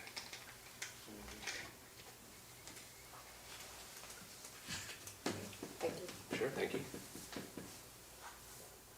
What do you see as, I guess my concern is not that the value is not there, because clearly $18,000 for a career that you're well established and you have 7 different directions you can go in sound, it is a tremendous value. My question would be, how do we open the doors to the have-nots of the world that can, because that's a big hurdle for a lot of people. Sure. What does that look, what would your thoughts be on that, and what does that look like to offer that open to kids that maybe have the talent to do this, but just don't have that 18 grand to do it? So we've looked at turning this into a 501c3. We've looked at accreditation. We've looked at, one of the greatest models that I bumped up against when we were down at, we were actually going to do a film school down at Pinewood, well, now Trilith. And one of the coolest things that I've bumped up against too is the Technicolor company, which is one of the oldest coloring companies in the country, correcting film coloring, started an academy where they will actually pay you to come and train and then pay you to work for them. So there's a conversation that we are having slowly but surely with different entities, live sound places, studios saying, well, we can train your workforce. Why don't you pick up the tab for this? And I guarantee you that we'll send somebody to you that's going to know what they're doing.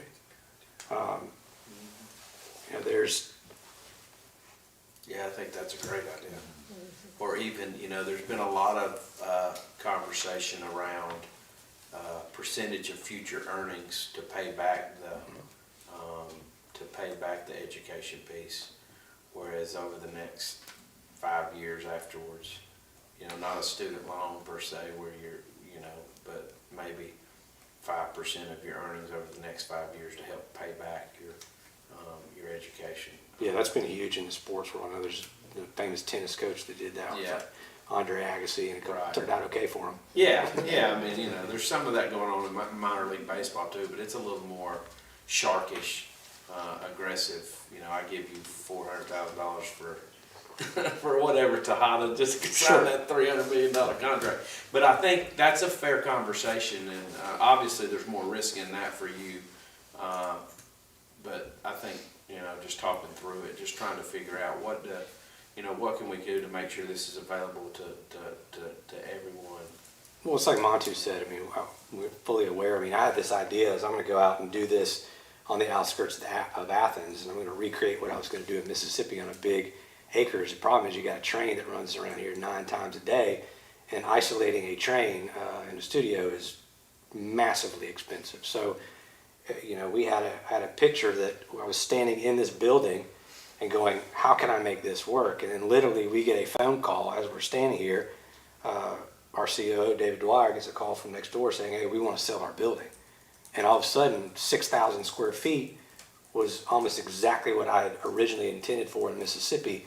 And we went, okay, we can make this work. So we went, okay, well, this is going to be expensive. This facility is going to be expensive. We haven't borrowed any money. This is all family money that we've done to do this. And we didn't set out to do this to make millions of dollars. We set out to make it sustainable to where it makes enough money to where we pay our staff, we cover our expenses, and we get people in here. Because it's like Montu said, the kids that are right across the street that can't afford to get in here are the ones that need to be in here. I mean, 2 of my best students came to this program and worked at Kroger during the night in the Amazon warehouse from 11 p.m. to 4 a.m. and then got up and came to school here. They wanted it. They wanted to be here. Yeah. That's awesome. Do you know of any other programs like the one you're doing? Not in the Any- state of Georgia. There's one in Nashville, Tennessee. There's actually 2 in Nashville. And I don't think they have quite the access of, after week 3 or 4 here, every student has a fob that gets them in the building, in the studios, and go for it. Record yourself, record your own band, record bands we'll bring in. I don't think we can quite have that access. Sometimes we question it, but but we have former graduates that are here working with them at night too. And we also have Saturdays we're doing high school workshops where we're bringing high school. So we're creating workforce development. Our students that have graduated are now running those programs. We kind of designed them for high school. So. I just got a quick question. So, just out of curiosity, say you have a young student that's really motivated, just, loves what he does, comes here and goes through your program, and he gets a job becoming a sound engineer somewhere. What kind of salary or income could he look to make, once he starts out? Sure, all over the place. So kind of the pricing that we came up with too is that when I really got good at what I was doing in the studio and I kind of knew, it's like I got my way around, I was charging $30 an hour. At the height, I was up to 125. So I felt like when you left this program, you could be exactly where I was and charge $30 to $40 an hour. So if you can do that, then you should pay to learn that, right? So, but really, I mean, it's all across the board. It just depends on what studio you're in, what sound stage you're working on. Yeah, So my question is I guess I was referring more to like somebody being like full-time, like, is that, or is it more of like when people become, they get this training and they become sound engineers, they do more contract work, or is it also opportunities for people to have, full-time jobs that they use up? Yes.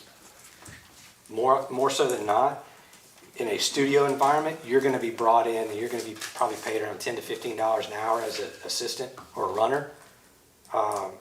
With us, we've had students that have jumped that because they know studio etiquette. They know how to behave in a studio. They know how to be in front of a digital audio workstation and record, and they know what to do. And when the person that's in charge leaves, they step in and they do just as good a job and leave it better than they found it. So more so what happens then, that person goes, you're coming with me. And they leave the studio and they go and work on all the projects in different studios that they're working in. And that's ultimately the goal. Or to start your own studio.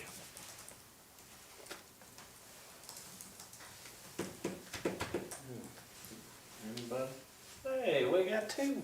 I forgot to introduce the distinguished senator from Macon earlier.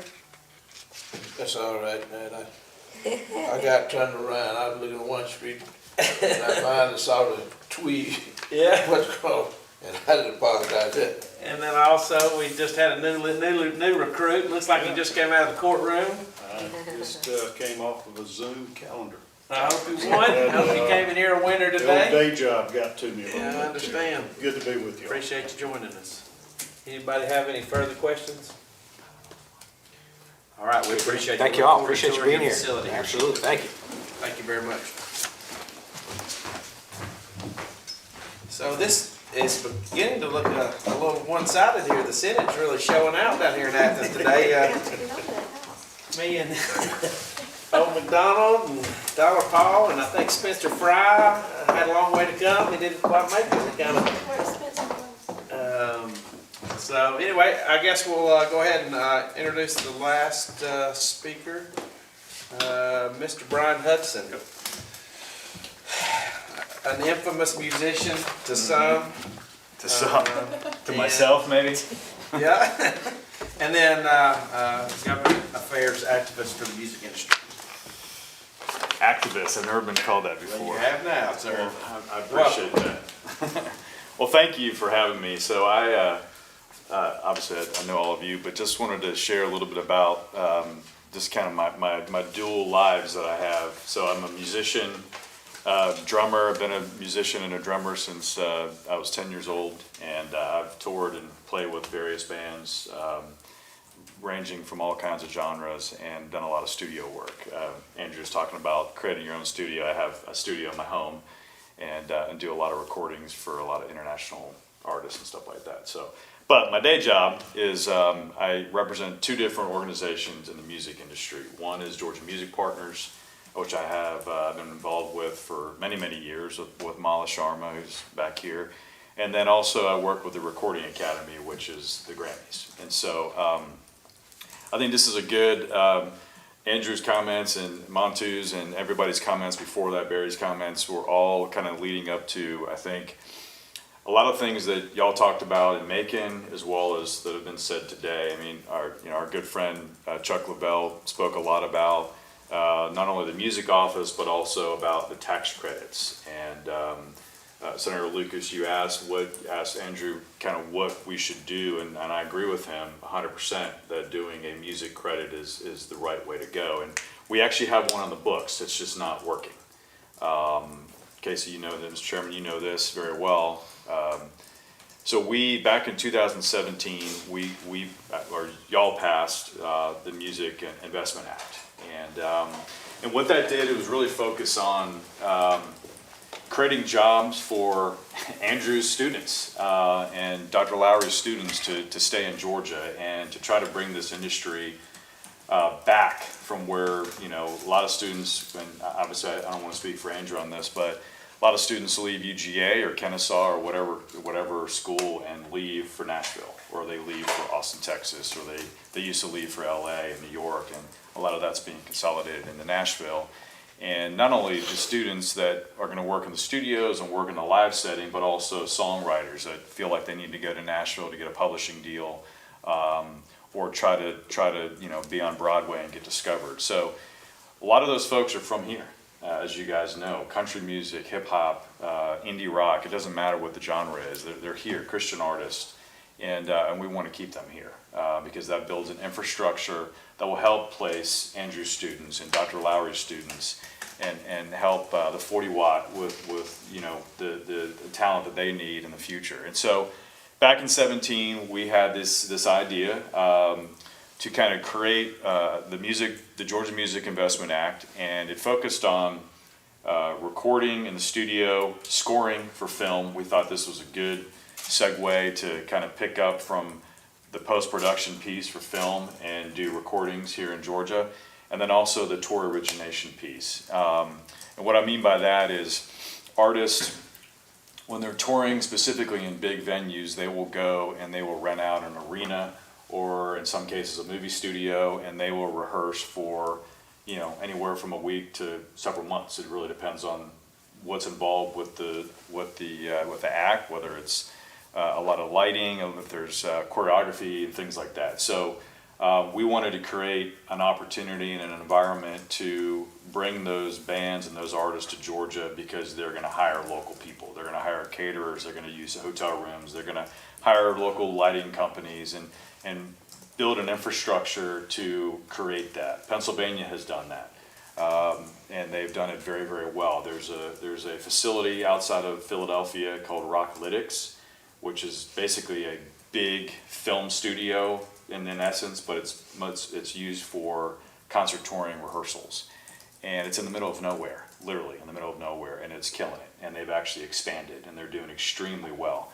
And a lot of those artists are coming from the South to go up to Pennsylvania, and so we want to try to keep them here. So what we did, and what y'all did, I should say, in 17, we passed this, and unfortunately, it's not working. It expires in January of next year, and the main reason, actually, there's two reasons why it's not working. And we actually had legislation this year, we being Georgia Music Partners and the Recording Academy, worked with Dean Smyrie and Chairman Mullis on legislation to kind of make some of those tweaks to hopefully let this tax credit work. And so it's not working because the thresholds are too high. Andrew talked about the cost of recording now has come down significantly. It used to be a lot more. You used to have more budgets for the record labels. And I think Dr. Lowry talked about there's really only three or four major record labels. And so the cost of recording has come down dramatically. And so the thresholds under the current law are just way too high. And the fact that the credits are not transferable, which they are in post-production, film, and video games, that's the other reason it's not working. So that's what Dean Smyrie and Chairman Mullis's bill look to do, is to lower the thresholds to make it more competitive and also to make it transferable.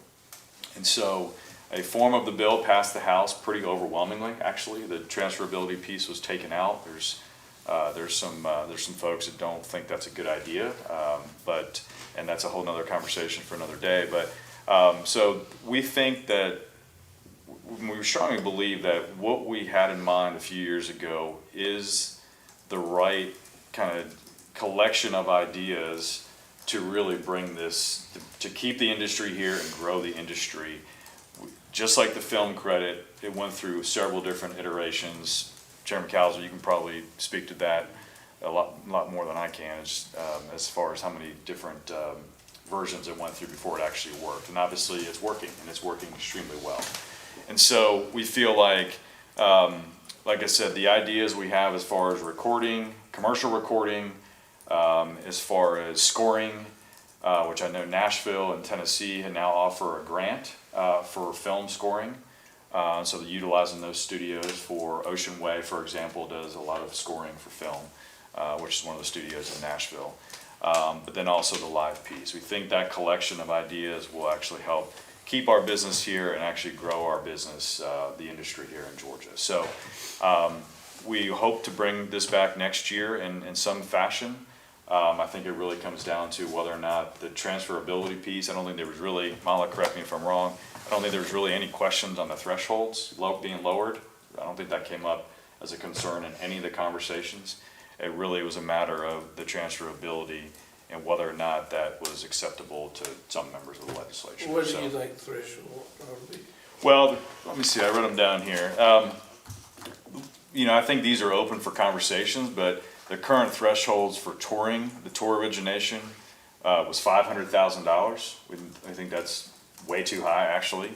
It should be closer to $100,000. For recorded music in a studio, Andrew talked about a project being 75 to 100,000. We'd like to lower that to 50. And so when you lower it to 50, that takes out the small, like my little studio that I charge whatever to play drums on for an artist, across the pond. That takes that out. So this is not about me getting a tax credit. This helps, obviously, folks like Tweed and Capricorn and things like that are doing kind of the smaller budgets. And then from also with the scoring as well, lowering that to 50,000. So those are the thresholds that we think are competitive. And since we've passed this, we've seen other states. A lot of states have looked to see what y'all have done for film, and it's made them nervous. And we've benefited from that. North Carolina's gotten rid of theirs, Louisiana, Florida, and that's all kind of seemed to consolidate in Georgia, at least in the South. And when we passed this, we got a lot of press. Georgia got a lot of press, Billboard magazine, Rolling Stone, just nationally and internationally. Okay, Georgia's open for business. They've done this with film. Oh my gosh, they're going to keep all their artists in Georgia. That's when Tennessee passed their credit. That's when Oklahoma created their music office and passed their credit. Pennsylvania got more aggressive. Indiana's looking at something. Maryland's looking at something. And there's other states as well. So we definitely got everybody's attention. We just kind of ran into a roadblock because our credit wasn't working. Well, And it's question not with working. that, if you do the credit, what about the folks who bring the show? Now, they got a lot of it. Cause if folks don't show up, they ended up carrying the whole bag. When you're saying When, for live shows, a live show promoters, the one to bring the acts in, the Frankie Beverly's, yeah, all those folks. And when COVID hit, everybody took the lead. yeah, Cause you don't have a contract with an artist unless you give him half his money up front and the other in cash the day of the show. And, you know, the feds ended up, doing a little something, but, you know, the artist got a contract to play for somebody when they come in. that's right. And that guy is on the hook for all of that money. So, y'all talking about including them also in the package when you start talking about music, because they're the ones that put up the money to bring the acts and stuff to the various venues. You're talking about the promoters? Yeah. So currently, that is not part of the conversation. The promoters, I think, and I am not a promoter and I don't own a club, so I don't want to speak about that. But ours is for the tour origination piece, the rehearsals and things like that. We feel like that's going to create a good infrastructure of jobs to help promote that industry in Georgia. And so if it's, you know, whether it's Frankie Beverly or Usher, you know, wants to rehearse in his home state of Georgia, or Elton John or whoever it might be around the world that wants to come to Georgia, they can come in, rehearse, and they've got an infrastructure of jobs. They leave, another artist comes in, and those jobs will help that artist as well. But as far as the promoters, that's not something that we've talked about as it relates to a tax credit. But I'm not an expert on that piece, and I certainly don't want to say anything out of line. Well, I'm saying they're the ones who bring the show. That's correct. Whether it's a smaller promoter or small That's right. club or They're one of the bigger ones companies. that brings the show, bring the artist, pays the artist all of That's that money. That's right. And somehow you got to include them, because what you want to do is make sure that you got musical acts coming to the venues in your area. Yeah. And you can't do it unless somebody does the contract and go on the hook for the money Yeah. to bring. And then, of course, when they do it, now you got ticket takers, you got security, you got the sound folks, you got who got the stage, the lights, and provide all the amps and stuff. I mean, there are a lot of jobs involved with it, There are. and a lot of folks during the pandemic didn't have jobs. That's exactly right. Even the guys that play the guitars, the musicians, they were out of luck. That's right. Yeah, that was very unfortunate for the industry, the pandemic. I tried my run at producing. I took it on the chin, so I know how that promoting. I mean, I took it on the chin during COVID myself, so I don't know what you're saying on the hook. They got me hooked pretty good. Ryan, Yes, sir. when we were doing this tax credit originally, we kind of nibbled around the different edges, you know, doing this practice tour, or whatever you call it, you know.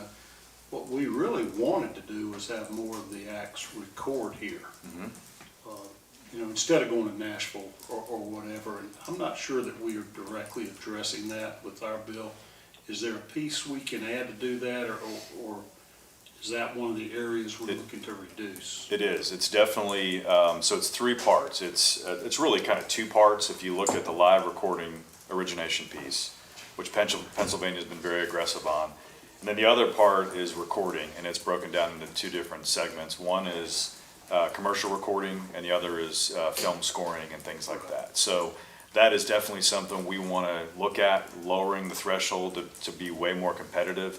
Threshold is 250 now for commercial recording, and 100,000, and so we want to lower both of those to 50. Again, getting back to what Andrew was talking about as far as how much it's costing to record a record label album or anything like that now. So that is definitely something we want to look at. That's the piece I'm after, because I'm tired of seeing our artists, Yep. whichever genre, That's exactly to right. go to Nashville, to go to LA to record. The Georgia people, we've got incredible musical We have, creativity and talent here we do. from Georgia, and I hate to think of us letting them go somewhere else for a tax reason. Now, I can tell if their label is or whatever, but I could not agree with you more. We've got great studios. We saw it a month ago in Capricorn, the history of that studio alone, of people just wanting to record in that room and just try to get the vibes that are from, in that room from 30, 40 years ago. And Andrew's got some great stuff that we'll see in a little bit. And not only that, but Mark Neal, who's down near you in Valdosta, he's a Grammy Award winning producer that opened up a studio that's similar to one of the Muscle Shoals studios, and he's killing it in Valdosta, Georgia. He was in LA for a long, long time. He worked at the Black Keys, won a Grammy with the Black Keys, and has done a lot of work with Anderson East and Charlie Crockett, and he's just doing a lot of work. And so I think we have the ability to, if we can get some of these producers and engineers to come back to Georgia, because so many of them are from Georgia. Dave Cobb is from Savannah, and you can't open up an album without seeing his name on any country artist, or Brandy Carlisle, who's won a gazillion Grammys the last couple of years. He's involved with all those artists, and he's from Savannah, Georgia. So I completely agree with you on that. We're on the same page, for sure. You say that makes me think of Chip Smallman from American Sound Studios. Okay. He recorded some of the most iconic American music ever, but he left Georgia to go to Memphis to start a recording studio. We'd love to keep those artists here, for If I sure. can speak to something real quick just about that. If you, and I might be getting greedy with this, but if you lowered that to $25,000 to $30,000 for recording acts, it would be a game changer. Because now Yeah. you're talking about small business incentive. Now you're talking about, when I say $50,000 to $75,000 to $100,000, I'm talking about the drive-by truckers of the world. I'm talking about Yeah. the Jason Isabels of the world. I'm talking about major label artists. But for up-and-coming bands, like a band out of Raleigh, North Carolina, called American Aquarium, they've been touring in 15 years, they're gonna come here at that price point, because that's what they need to make a record. They wanna come in, do a record quickly, and get back on the road, because that's where they make the bulk of the money. Yeah, support that. And some states do have the threshold at 25. 25, yeah. Some of them do. Yeah. I think, and when you get lower, I mean, obviously you don't want to get it down to $2,000, but 25, as Andrew said, makes us even that much more competitive, to your point. Who are we mostly competing against now? I know our tax credit isn't where it should be, but like, which states are the models, maybe, for us to be batting up against if we're gonna make any changes to this, to know, who we're more aggressively trying to compete against? Well, it seems like Nashville is certainly, I think Dr. Lowry talked about Nashville is consolidating a lot of music industry companies are consolidating in Nashville. That seems to be the one we keep pointing to the most. Austin, Texas. Right, okay. They've got a refund, so obviously they don't have an income tax. They've got a grant. Is it 20%, Mahler, 25? Maybe. It's 25. 25%.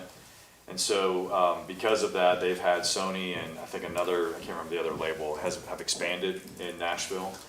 But they've got the infrastructure, and we feel like, to Senator Kauser's point, if we can keep these artists from leaving Georgia to go to Nashville or Austin or wherever it might be from a studio perspective, we will continue to grow that infrastructure, and I think that's just going to be more business, whether it's one of Andrew's studios here or one of the other great studios in Athens that so many great records have been recorded here, or all the great studios in Atlanta as well, or it doesn't matter where it is. But I think Nashville is certainly, if you just look at the country charts alone, most of the country artists are from Georgia.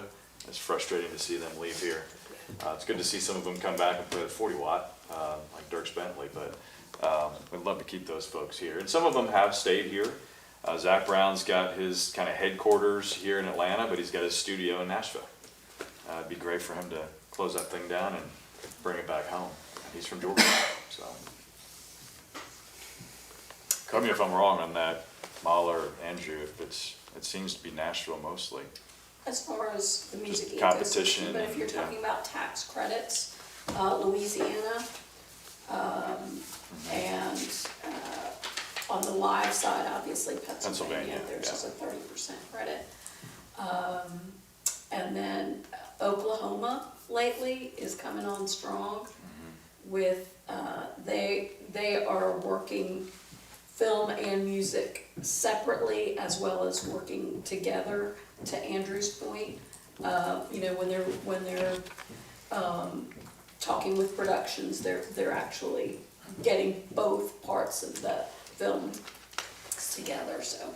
So can I ask I'll ask you the same question that I asked before, but maybe differently. So we've been talking about three kind of things, right? You've got your tax incentives, so how do we encourage people to continue to be here to produce whatever they're producing or bring whatever they're bringing?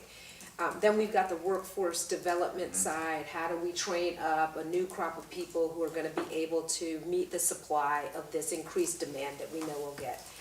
And then we've got the part, I'm gonna say the more marketing part, right, which is this idea of creating a music agency specifically to really drive that business. So I'll ask you the same question that I asked before, but in a different way. So is it, like, what's the model that we would look at? Is it that music becomes an offshoot from a Georgia Council of the Arts, as an example? Does it need to sit as its own individual? Or, like with the music and film, is there, because of that bridge, is there, I'm just trying to understand, like, what's the model that we are really would be recommended to at least study more, so that we directionally go in a way that doesn't desegregate necessarily the disciplines, even though they each have their own, maybe even sometimes competing priorities, but there is a symbiotic relationship. So how do we cross-pollinate in a way that doesn't create silos, which often can happen when you create individual divisions? That is a great question and a great point. I would say we have the opportunity to create the model in Georgia. I really do believe that, based on all the conversations, all the study, and all the research we've done across the country. Because it seems like, as we said before, Pennsylvania is doing well on live. Nashville's killing it with recording and some of the infrastructure. I think we have the ability to create the model, kind of like we've done with film. Yeah. If you literally nailed it. If we have the tax credits that are working, that are focused on, as Senator Kauser mentioned, the recording piece, the scoring, which is recording, and then the live piece. We're taking pieces from Nashville, pieces from Austin, pieces from Pennsylvania and other states that are competing with us on the live piece and the recording piece. And that's under what, the current tax credit now that's not working. If we can expand that and make those changes, that's very competitive. And then if we look at the infrastructure of workforce development, as Andrew talked about, as Dr. Lowry talked about, and not only there, but Kennesaw has a great program. Georgia State has a great program. Georgia Tech is doing some awesome stuff from a music technology standpoint. We have that in place. They're just leaving. And so that's a critical piece of keeping them there. We think the tax credit brings the infrastructure, and the workforce will hopefully stay. There's no guarantee. We can't guarantee that, obviously. And then having a music office that can coordinate that and be a voice for the industry. I think the model there is, I think Dr. Lowry talked about this, is Texas. The Texas Music Office, and I think they're going to speak at the next hearing on Zoom. It's an arm of the governor's office, actually, so it's not a separate agency. And so I believe they have a film director, I can't remember exactly the name, and a music director office that are within the governor's office. And so that is kind of a model that we're looking at. They actually have a pretty big staff in Texas, and I know you asked that before, Senator. One person to start off would be great, because we have a film and entertainment office that is technically supposed to do music, but I don't want to point fingers. It's focused on film, and that's where the focus is, and that's been obviously hugely successful. And we have an opportunity to kind of bring all of that together. And I really do believe that if we can do all of that, we will be the model, and I think we're going to scare a lot of states, frankly, including Nashville. I think they're going to be freaked out if we do all that, because they're going to realize, oh my gosh, we're going to lose. Nashville's getting more expensive to live. The traffic's getting bad. Not that we don't have bad traffic, but I know we're working on it. But I truly believe we have a tremendous opportunity to be the model. If that answers I hope I answered your question. Okay. Thank you. So that would be, that conversation obviously would be maybe put it up underneath the economic development and have it as a wing maybe of economic development, kind of like the film is, I And imagine. Georgia Council of Arts is under Yeah. economic development too. It is? It is now. Okay. I think that's another, if I may, Mr. Chairman, Yeah, sure. I think the Council on Arts, you mentioned that a few times, Senator. I think that is music has a great opportunity to expand within there. I know they do grants, and I know the Otis Redding Foundation received a grant. It was like $25,000 or Yeah. $28,000, whatever it was. And that's been hugely successful for them. And looking at what some of these other states have done, we talked about, I think we mentioned the Muscle Shoals piece. Muscle Shoals was obviously extremely historic on all of the great albums that have been recorded there. And then they just kind of became a museum, so to speak, and a tourist attraction. Well, they want to get that back. And so now they've got this development authority where there's a grant, the development authority in Muscle Shoals, whatever county that is, I don't remember, in Alabama. Artists can now get a grant directly from them through the development authority.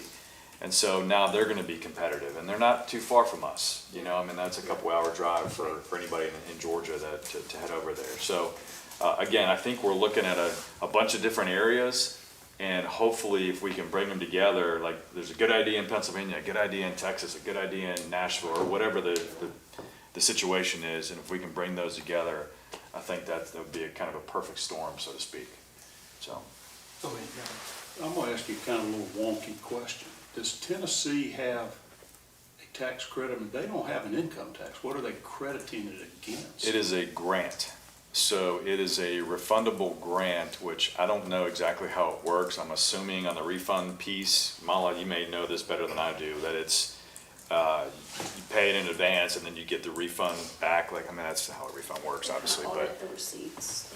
Yeah, you get your receipts. There's qualified expenses, just like we currently have in our law. So that's just a direct subsidy of that industry, That's correct. basically. Yeah, that's exactly right, yeah. And that's why we've talked to, I'm sorry, Chairman, but we've talked about the fact that there's no income tax in Tennessee obviously makes that, and Texas, makes them extremely attractive for artists to say, well, I can go to Tennessee and not have to pay income tax. And having a very competitive tax credit in Georgia, I know our income tax is lowering and hopefully getting lower as the years move forward, will I think make us more competitive in that sense. So on the other hand, their recording cost, there's no tax to deduct it against. Other than Yeah. federal. So that's part of Yeah, what you're trying to that's right. balance. Okay. Yeah, so what we've looked at, there's grants, there's tax credits, there's transferability, there's refunds, and so we've looked at all of those. We've been told we can't do a refund because of the gratuities clause. Right. And so we've obviously put that out, kicked that down the curb. That's why we're looking at transferability and some other ideas as well, potentially looking at the arts, Council for the Arts on a grant, expansion of the grants. I don't know, there's a lot of ideas out there we're trying to kind of figure out. And I think the one thing we're looking at is this tax credit, renewing it and making it much more competitive. We think will certainly help, so. Can I ask one other question? Yeah, sorry. So it expires in December or January? January of next year. What has our existing one though meant for the state so far? I guess Yeah, it's a good question. I want to be clear that when it expires, this actually means that we're going to be losing something. And so, I mean, obviously, we know why we should act. We get that we need to be competitive, but what are we losing if we were not to act? That is a great question. Unfortunately, we're losing nothing because it's not working. If not, We have, I will say this though, we have, I know our industry has heard that Elton John was interested in rehearsing for his last, Yeah, this which I tour went to. that's. That was great. Yeah, it's amazing. yeah. His last final I farewell know, tour. which I saw 3 or 4 years before. Yeah, the final. So yeah. last. The last final. Hey, and every time it feels like the last time, doesn't it? It's just, But I know he was interested, his shop was interested in rehearsing here, the Eagles were interested in rehearsing here, and other artists. And it just, when they got to looking into it and they realized that they didn't have a tax liability in the state and the transferability piece was not available, they went elsewhere. Okay. We've lost some business to Pennsylvania because of their very aggressive tax credit.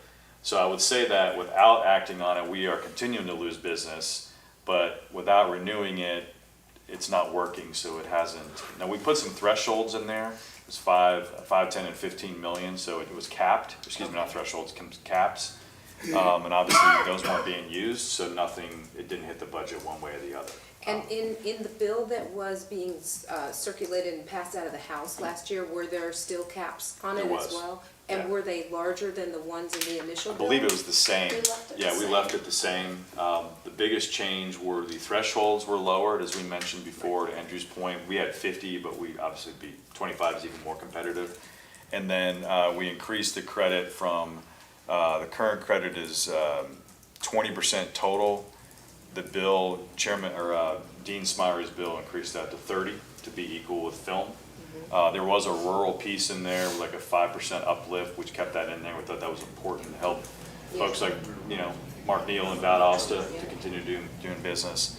And then lowering the threshold. So we there wasn't a whole lot of changes. Transferability was the biggest one, and that was taken out, so. Mr. Chairman? yeah, please, Bob. So I've got a cousin that's 2 years older than me, he's a part-time farmer, sort of full-time musician, and I grew up with him, he could drive before I could, so, I mean, I would go with him everywhere while he practiced and played with his musician friends, and he inherited the musical talent that I always wanted and never had, but, You have a passion, though. I do love it, I do. And one of the things I question about, I talked to him this week, and he was doing a little bit of studio work, and he does just a lot of just, playing parties and, weddings and playing at a pizza place or whatever else. But in terms of what we've been talking about, we talked about sound engineers and about bringing the recording here and everything, but I wonder more on a ground level that could maybe touch everybody in Georgia. What could we possibly do for the working musicians? Because one of the things I've thought about, and this may sound a little crazy, but I've thought about, I love it when I can go to a restaurant and there's two guys playing a guitar, and they're, is it off the wall crazy to think about maybe having some kind of a tax credit for restaurants or for these people that support their local musicians, to come in and play and that kind of thing? But I just think about that because, music is not just recording studios, and it's not just you're right. Allman Brothers. You got your guys out there that play cover songs and, and make a living at it. And I just wondered if there was some kind of way that, in your thoughts, of something we could do to help those guys that make a living full-time playing music. I don't know about, as far as the restaurants and things like that, but I think if let's say 10 years from now, if we were able to get all these things kind of put in place and Andrew expands and has more students here or whatever, and he's looking at the live piece and all this kind of falls into place. If you have this infrastructure here, I think it just helps. I think it helps everybody, frankly, from the top down, or maybe it's from the bottom up, frankly, which is even better, from the working class musician. Obviously playing covers, you're gonna get paid to play covers, but if you're an original artist, you're gonna, getting back to what Dr. Lowry was talking about, you're gonna get income from streaming. It's not as much as it should be, frankly, but it is what it is for right now. I know he's passionate about that, but Obviously, original music is, you're gonna get more opportunities to license your music and things like that. But I think if we have this infrastructure, it just helps everybody. Just, if you look at Nashville, you can go at any one of those places at Broadway or frankly all around Nashville, and there's working musicians, whether it's a guitarist or a fiddle player or a drummer or whatever. It just helps with the ecosystem in general, and Georgia becomes the place to be for music, and it helps everybody in one way or the other. Whether it's, again, the working musician, which I would say playing covers or going in a van and playing your original music, and, you know, with a goal of trying to get to the 40 watt one day is a big goal for a lot of bands. I would hope, because it's an amazing venue. But I know I've done that. I've been in a van and played a Taco Mac and then played the Georgia Theater 2 weeks later. So, but yeah, I mean, I think it just, this is my personal opinion, I think it just helps with the ecosystem and the infrastructure if you can get, you know, kind of get everybody to come here. I mean, you're not gonna get everybody, but get a lot of folks to stay here and come back to Georgia. I hope that answers your question. I don't know if we can help kind of the cover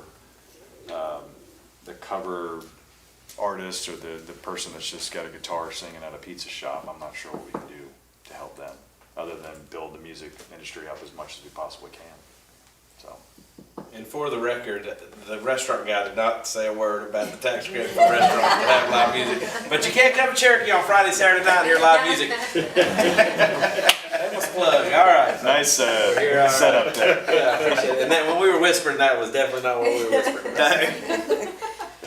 Well, anybody have any further questions?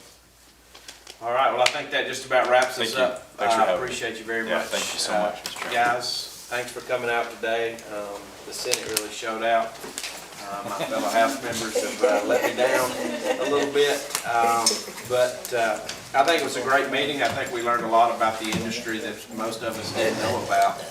And hopefully, as we proceed through this study committee, we can continue to see what we can do to continue to help music thrive in the state of Georgia. So I appreciate you coming. All the staff that put all this stuff together, thank you very much. I don't know everybody's name, but I appreciate everybody, all your hard work being here. And we really didn't miss Senator Mullis today. I know it's going to hurt his feelings, but I think this thing went pretty good without him. So if you're watching at home, Senator Mullis, hopefully we'll see you at the next one. I hope you get well soon. Thank you very much. Thank you.